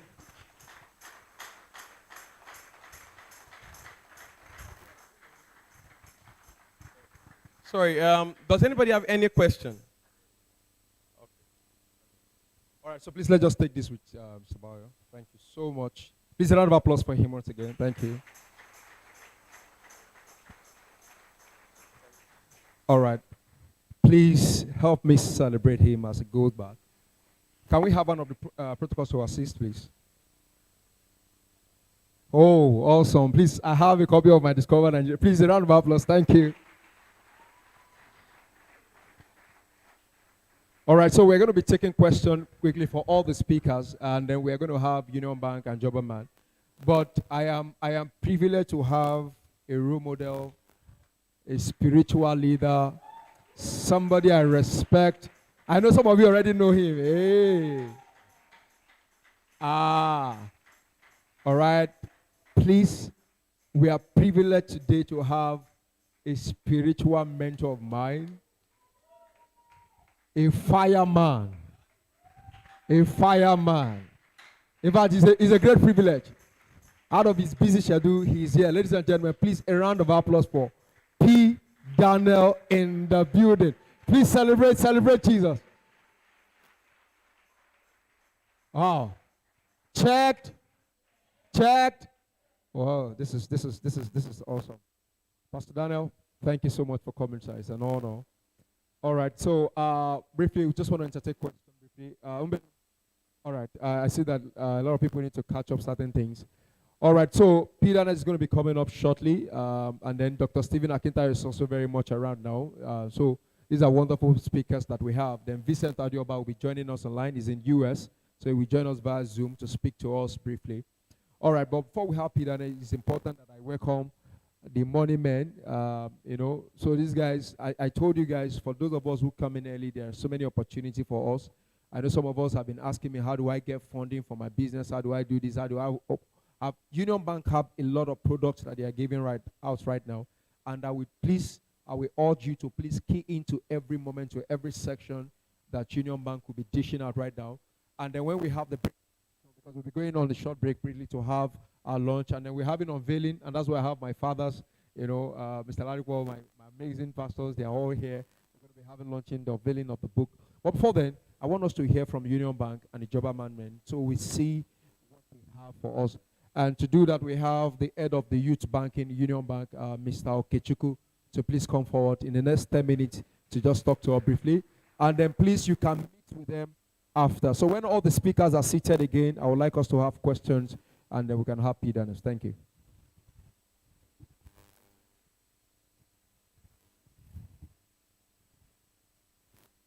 Hello, everyone.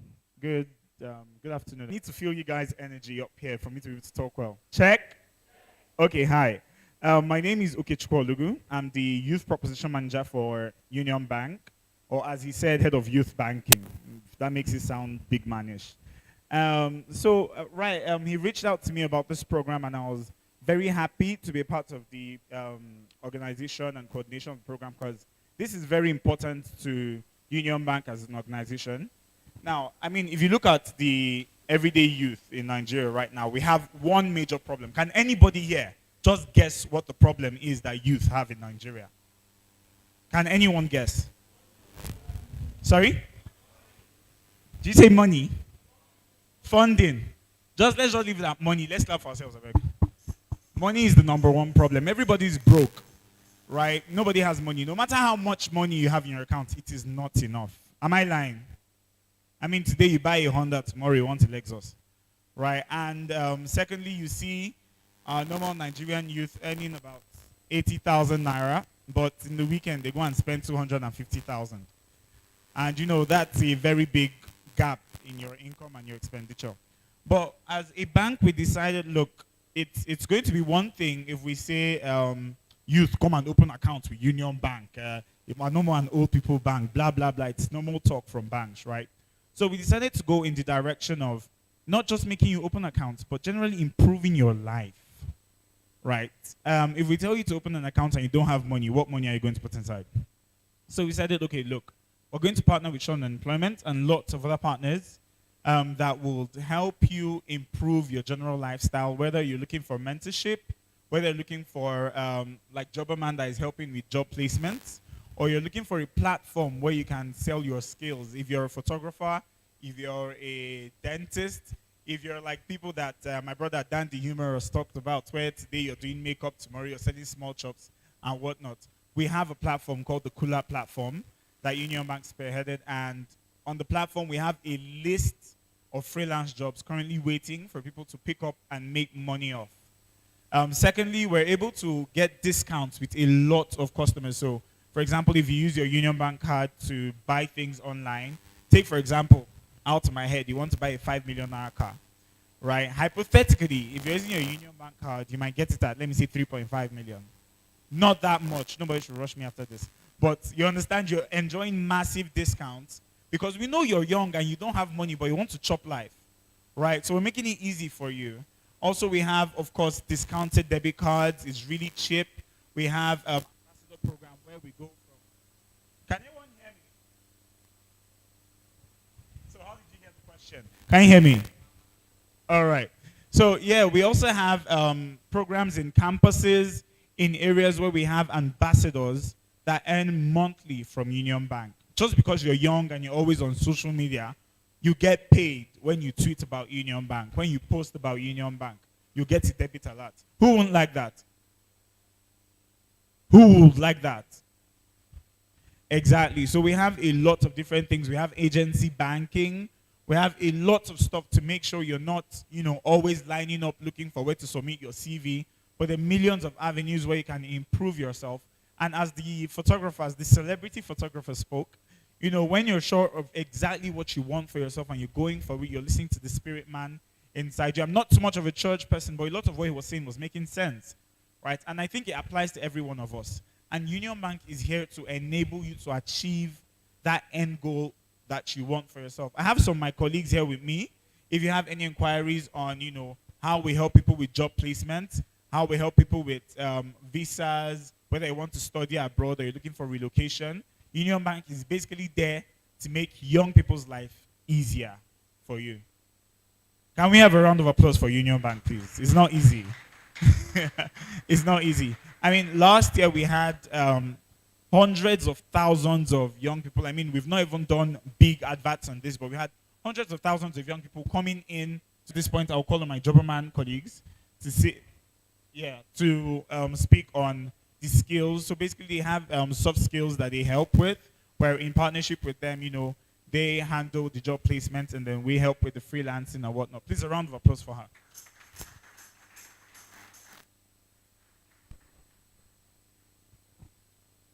Hello, everybody. Hello, everybody. Are we tired? Are we tired? Okay, so I just want to talk a little bit about Jobberman. But before I start, let me just talk about myself. My name is Fejiro, and I am a youth engagement and learning associate with Jobberman. I joined Jobberman in 2020, and I started as a customer support analyst. I studied French education. Has nothing to do with customer support. And currently what I do as a learning associate also has nothing to do with French education. So what does that mean? It means that the world of work is changing.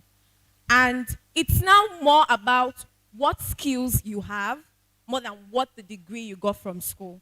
I mean, I went to Unilag. How many of us here applied for a course and got that same course that we applied for? You applied for a course, and that's the same course you got. They did not change your course.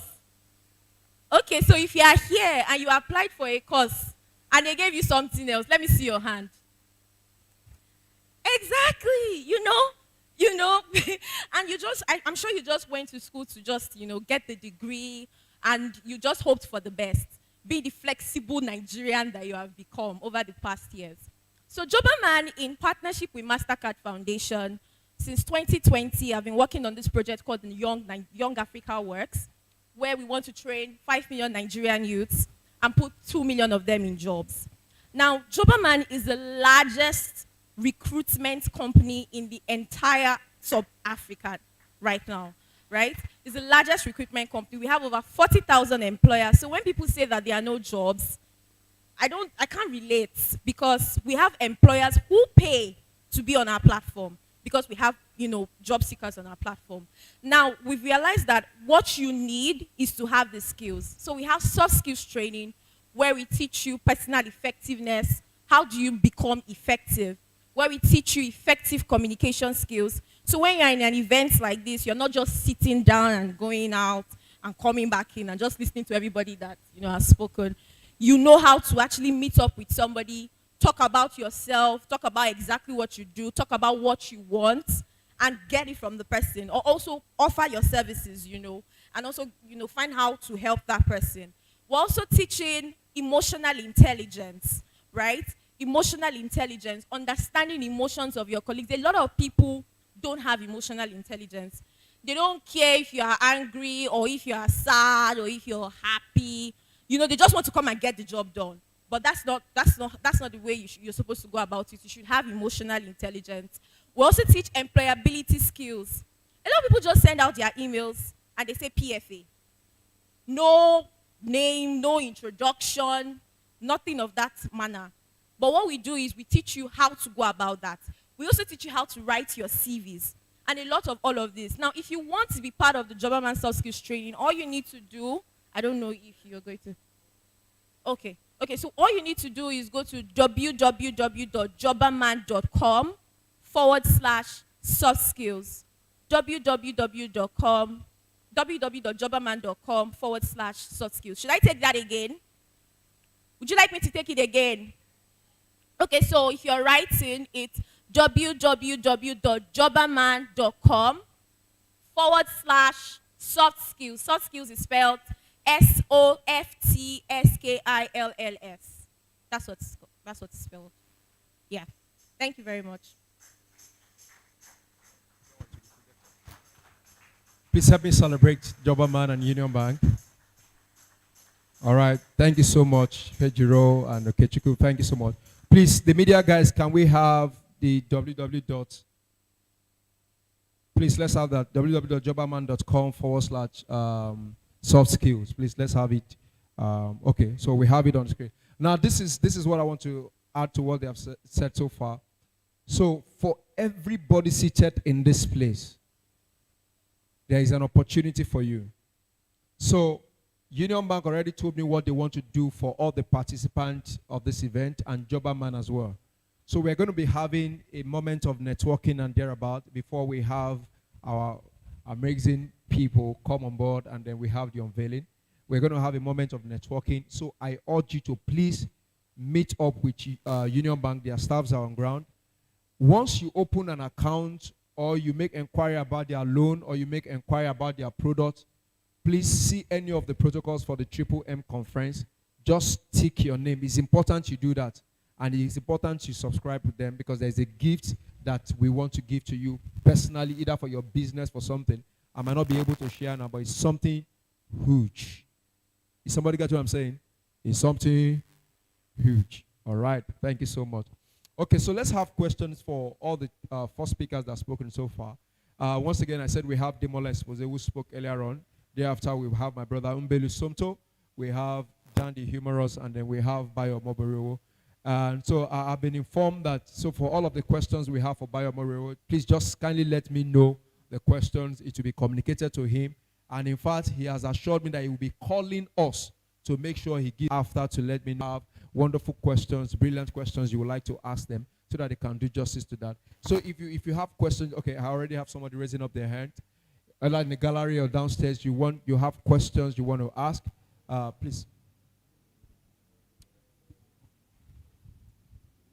So you can just mention their names. Sorry, Mr. Femi, I think we have somebody downstairs yet. Anybody upstairs first? Okay, there's a mic there. All right, so please, let's take your first question. So you tell us your name and the person you are addressing the question to, and then we can quickly take that because we need to move now. Good afternoon, ladies and gentlemen. My name is Biodun. I have 2 questions each for all the speakers. Okay, Mr. Biodun, Emma Binusa, Olorun Akpanyile, Edakun, say 1-1. Can you do one question for the speakers, please? Okay, sir. All right. Mr. Dan Humorous, how did you discover yourself as being funny to go into the industry, and what is your relationship with the other top comedian, someone like AY Live, Alibaba, Lasisi Elenu, and this guy? So what's your relationship with them? To Mr. Demola, so what gives you the passion or the urge to be a shoemaker man? Let me put it that way. Not a shoe cobbler now, shoemaker. So my Mr. boss Mbelo. over here. Yeah. So I've been hearing Jobba Man. I've been hearing it, but I don't used to follow them. What did you have for the youth of Nigeria so All far? right, thank you. I think that question, I understand. Please, let's celebrate him. I think I can understand. We have 2 Mbelus here, so it's understandable. So I think you get the question, right? You get the question. All right, so we'll come back. So let's have Mr. Dan. We have other questions. So this is Mr. Umbelu Somto, please. All right. All right, thank you very much. So first of all, let me start with the last one. I have a good relationship with practically everybody in the industry. Some are fathers, the likes of Alibaba. He redefined the game for every one of us. Basketball put a lot of urban feel into it. AY showed us the commercial success in the game. So the leaders, certain of them, a few of them have been able to carve their niche. So personally, I maintain a very fantastic relationship with them as friends. The likes of Lasisi, they are like the younger ones in the game, but they are also correct pals as well. So we tend to have a very good relationship in the industry. 200 naira, it was every New Year day. I used to save up for a couple of months my small pocket money, and then I would go for the first show, which is afternoon show. Nobody knew I went for the show because show would start at first show used to be, but latest anyway, 4 o'clock we're done. So you'll be back in good time. Nobody will know that you're out. And I used to enjoy watching those comedians. And then I found myself in school cracking those jokes to my fellow students, where I was charging gate fee every Friday, 5 naira regular, 10 naira VIP. And I just found myself, at the point I was just enjoying myself. But somehow I started finding myself creating my own material, creating my own jokes, and that was when it was beginning to get clear to me that I think this is where, of course, let me just quickly say that I had already identified that I was going to function in the entertainment industry.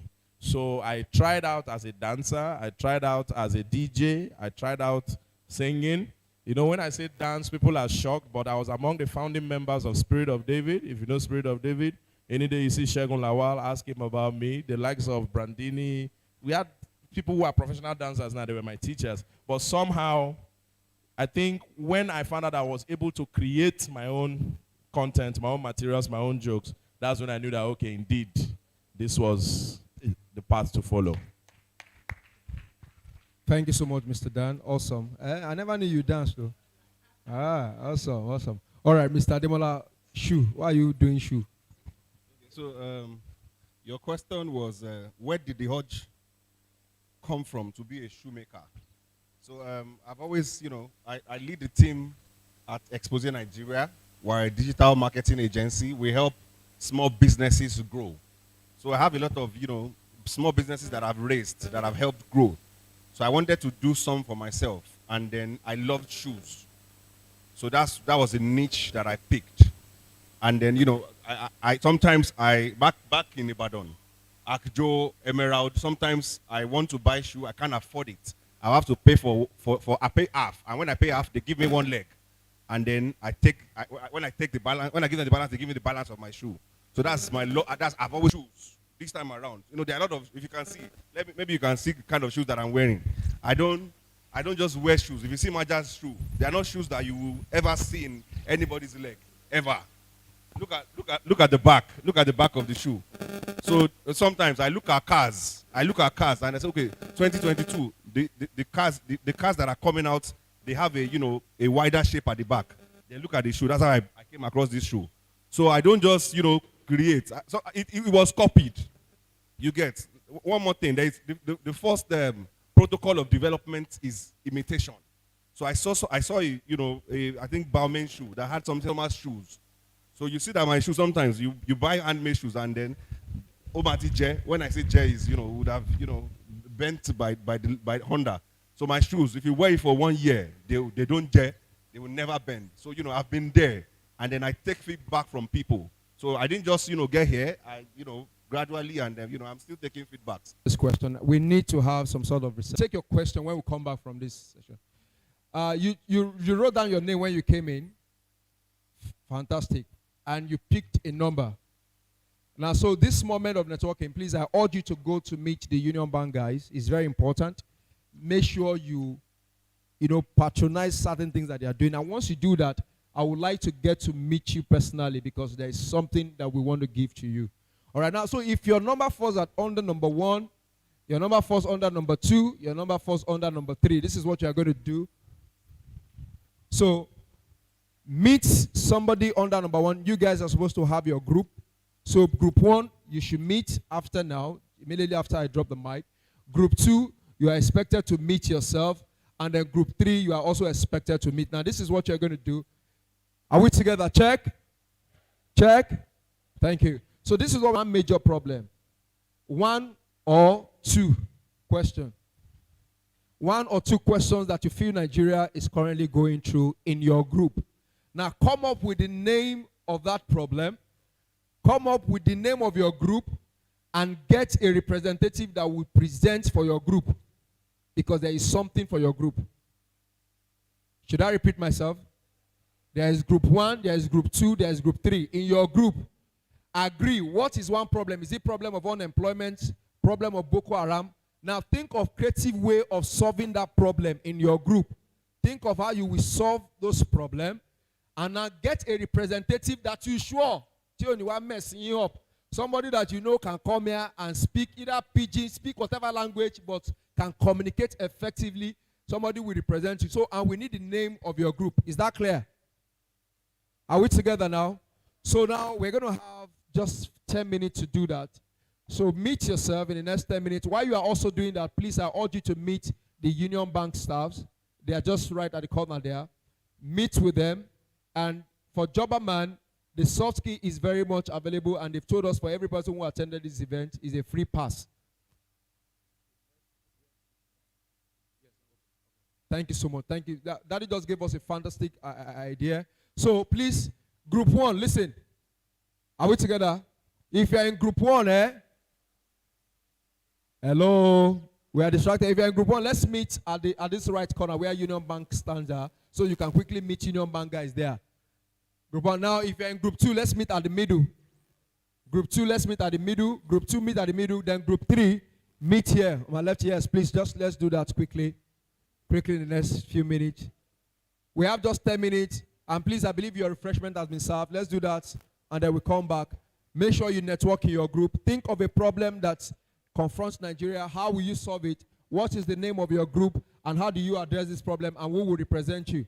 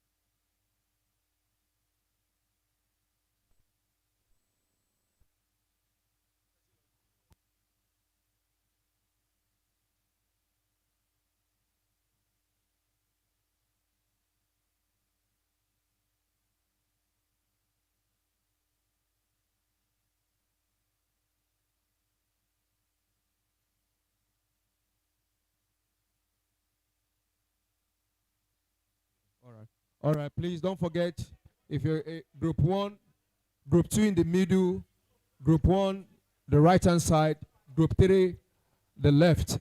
We have less than 10 minutes now. P. Daniel is ready for us, please, and you can meet Job Ogre.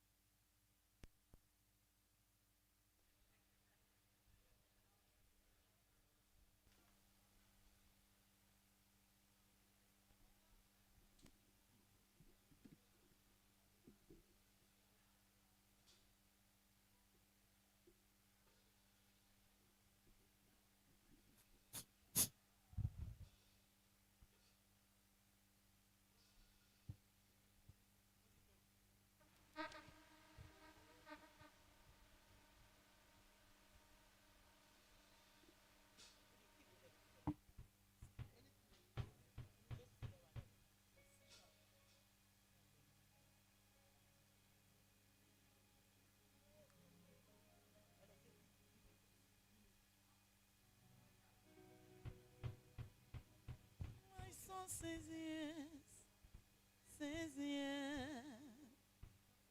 says yes. My soul says yes, says yes to your will. My soul says yes, says yes, says yes. My soul says yes, says yes to your will. My will says yes, says yes, says yes. My soul says yes, says yes to your will.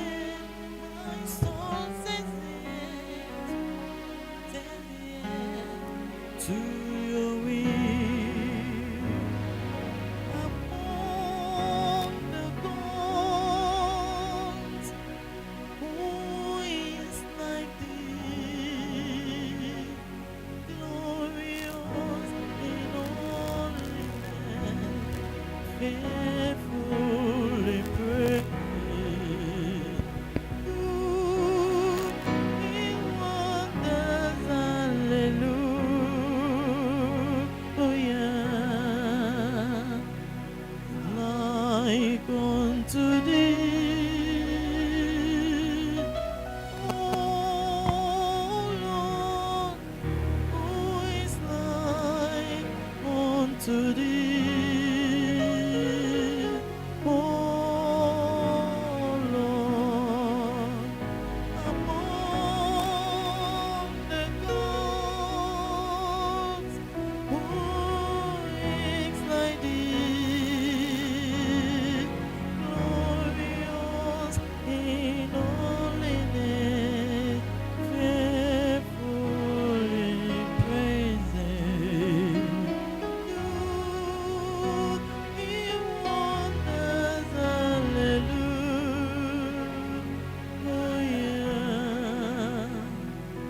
Among the gods, who is like thee?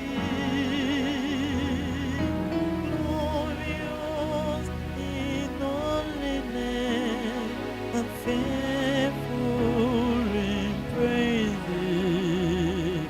Do in wonders,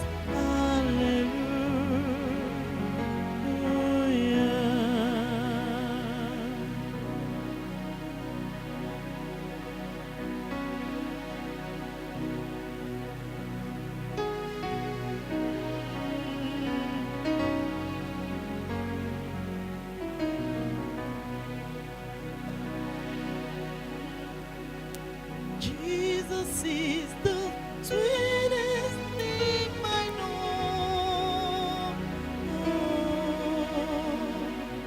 It's always just the same. Oh, praise His holy name. That name I know. Oh, Jesus is the sweetest name I know.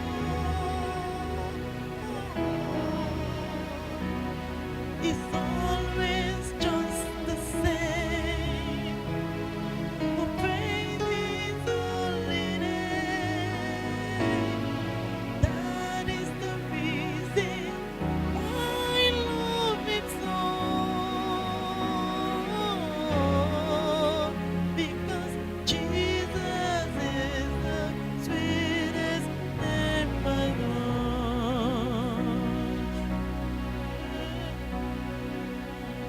Jesus, you are so good to me in all circumstances. In all circumstances. Oh, Jesus, you are so good to me. Lord, to me, yeah. In all circumstances, in all,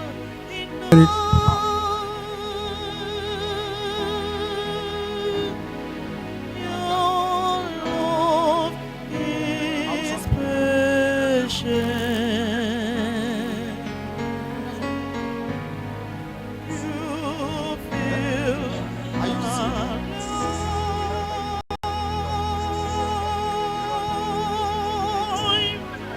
is so much peace.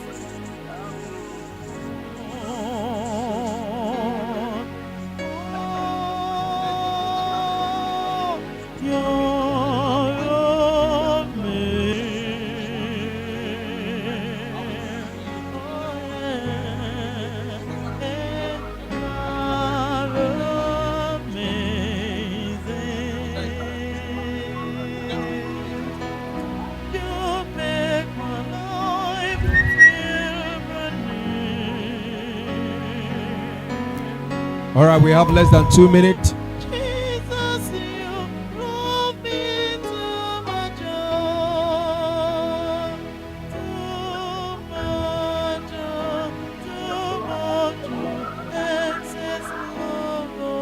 Mo.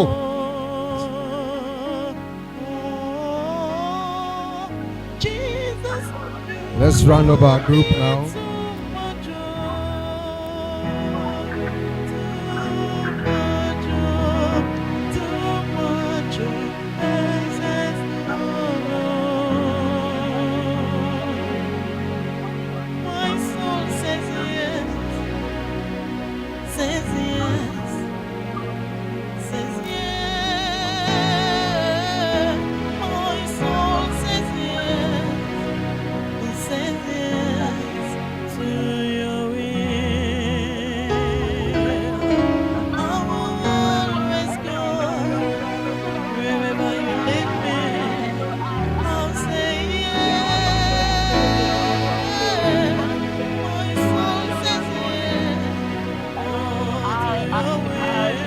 Hello, I. Hello, hello.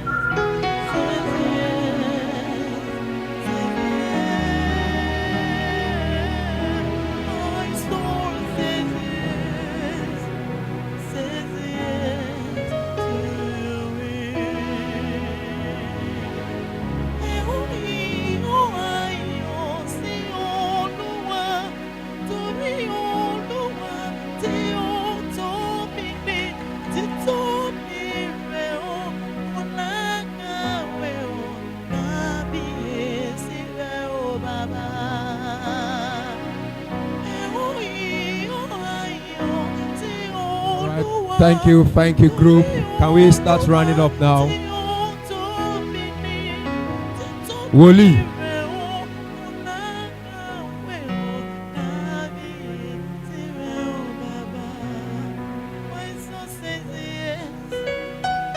Thank you so much, guys.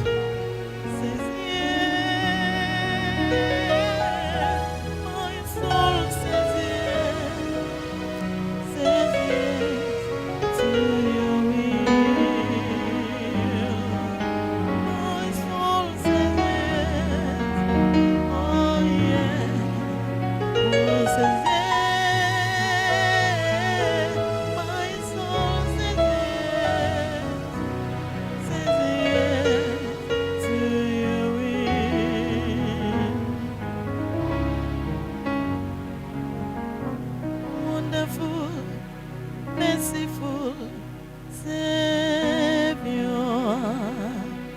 precious Redeemer and friend, who was and is in the Lamb, who rescued the souls of men. Oh, rescue the souls of men. You are the one that we praise. You are the one we adore. You bring healing and praise that our soul is on the floor. Oh, our soul is on the floor. You are the one that we praise. You are the one we adore. You bring the healing and praise that our soul is on the floor. Oh, our soul is on the floor. My Jesus, my Savior, what there is none like you. All of my days, I want to praise the wonders of your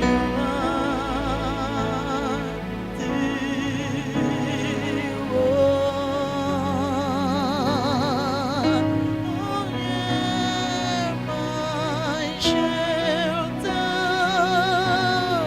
my healer, thou art a refuge and strength. Let every breath, oh, that I am, together sings to worship you. Let me shout to the Lord, all the earth, let us sing. Power and Thank you so much. Please, we can all go back to our seat now.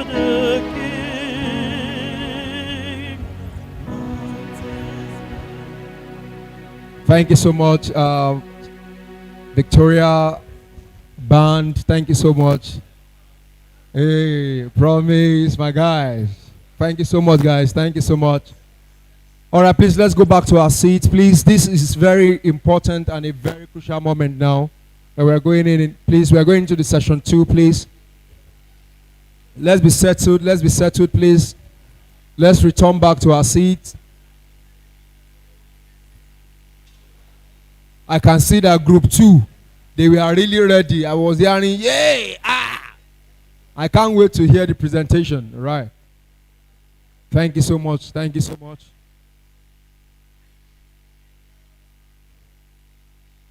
Those seated in the gallery, you can take this place. You can take my left-hand side. So you don't have to go back outside to climb the stair. You can just take this place. I can see some of us are still standing. Please, let's be seated quickly. Thank you so much. Thank you so much. Says yes. Says yes. My soul says yes. Says yes to your will. My soul says yes. Dr. Stephen Akintayo, we recognize you. Thank you. We know you are around.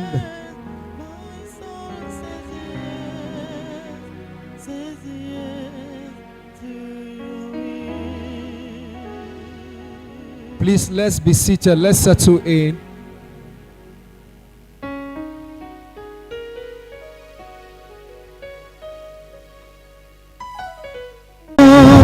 I want to assume that we can start.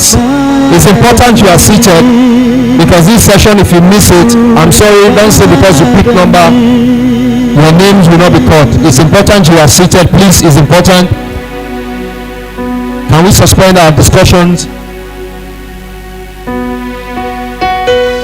All right, I would like to invite to this place.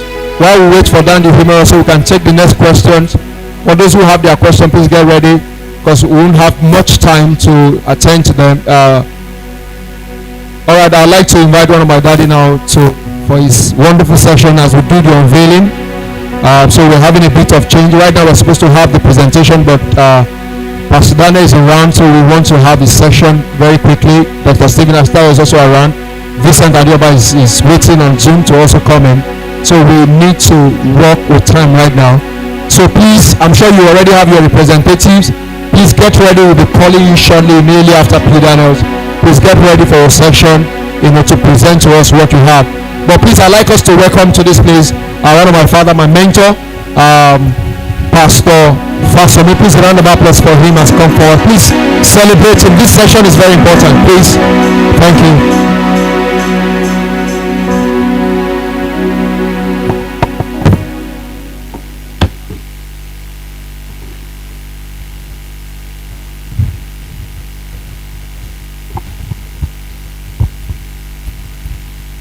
Good afternoon.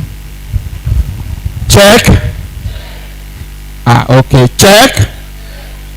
Good afternoon, all.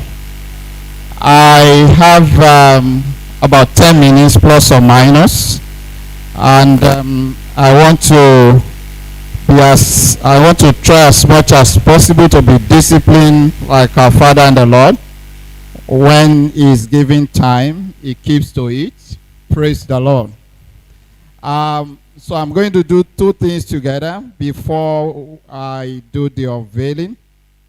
I first of all want to appreciate so much our speakers, those that have taken to the podium to speak. I want to appreciate Demola Adetono. The only thing I don't get is, should we remove expose, because I was taking notes. It seems you said you don't want it. Should we still retain it? Okay, Uncle Maja, I hope you heard that. Thank you very much. I took quite a lot of notes. Thank you, Mbelu Somto. I hope I pronounced it well. Thank you so much. Wow. What an exploit. Where is my friend Dan the Humorous? He's not around. Oh, he stepped out. Thanks also so much. Please, when he comes in, I think I'm going to buy 1 or 2 shoes from you. So maybe I'll meet with you later to make my my order. Thank you very much. Something, we have a book here, and in all the presentations, check. The check is only coming from here. It's not coming from the gallery. Check. Okay, it's coming now. From what we've, and thanks also to our brother. That's Bayo Moboriowo. Yes, Bayo Moborio. Unfortunately, I didn't have time to check with him. I want to check with him whether he's from my nearby community. But maybe we'll connect later on. Something cut across all the speakers. Something cut across all the speakers. And what cut across all the speakers, those of us that are here, and those of us that are listening online, maybe via YouTube, Facebook, we're privileged to listen to the presenters. But some are not maybe listening to us now. And we have quite a huge number of youths that still need to be touched. And before I forget about the appreciation, I also want to say thank you to Jobaman and Union Bank. Union Bank Okechukwu, I hope I get the name right.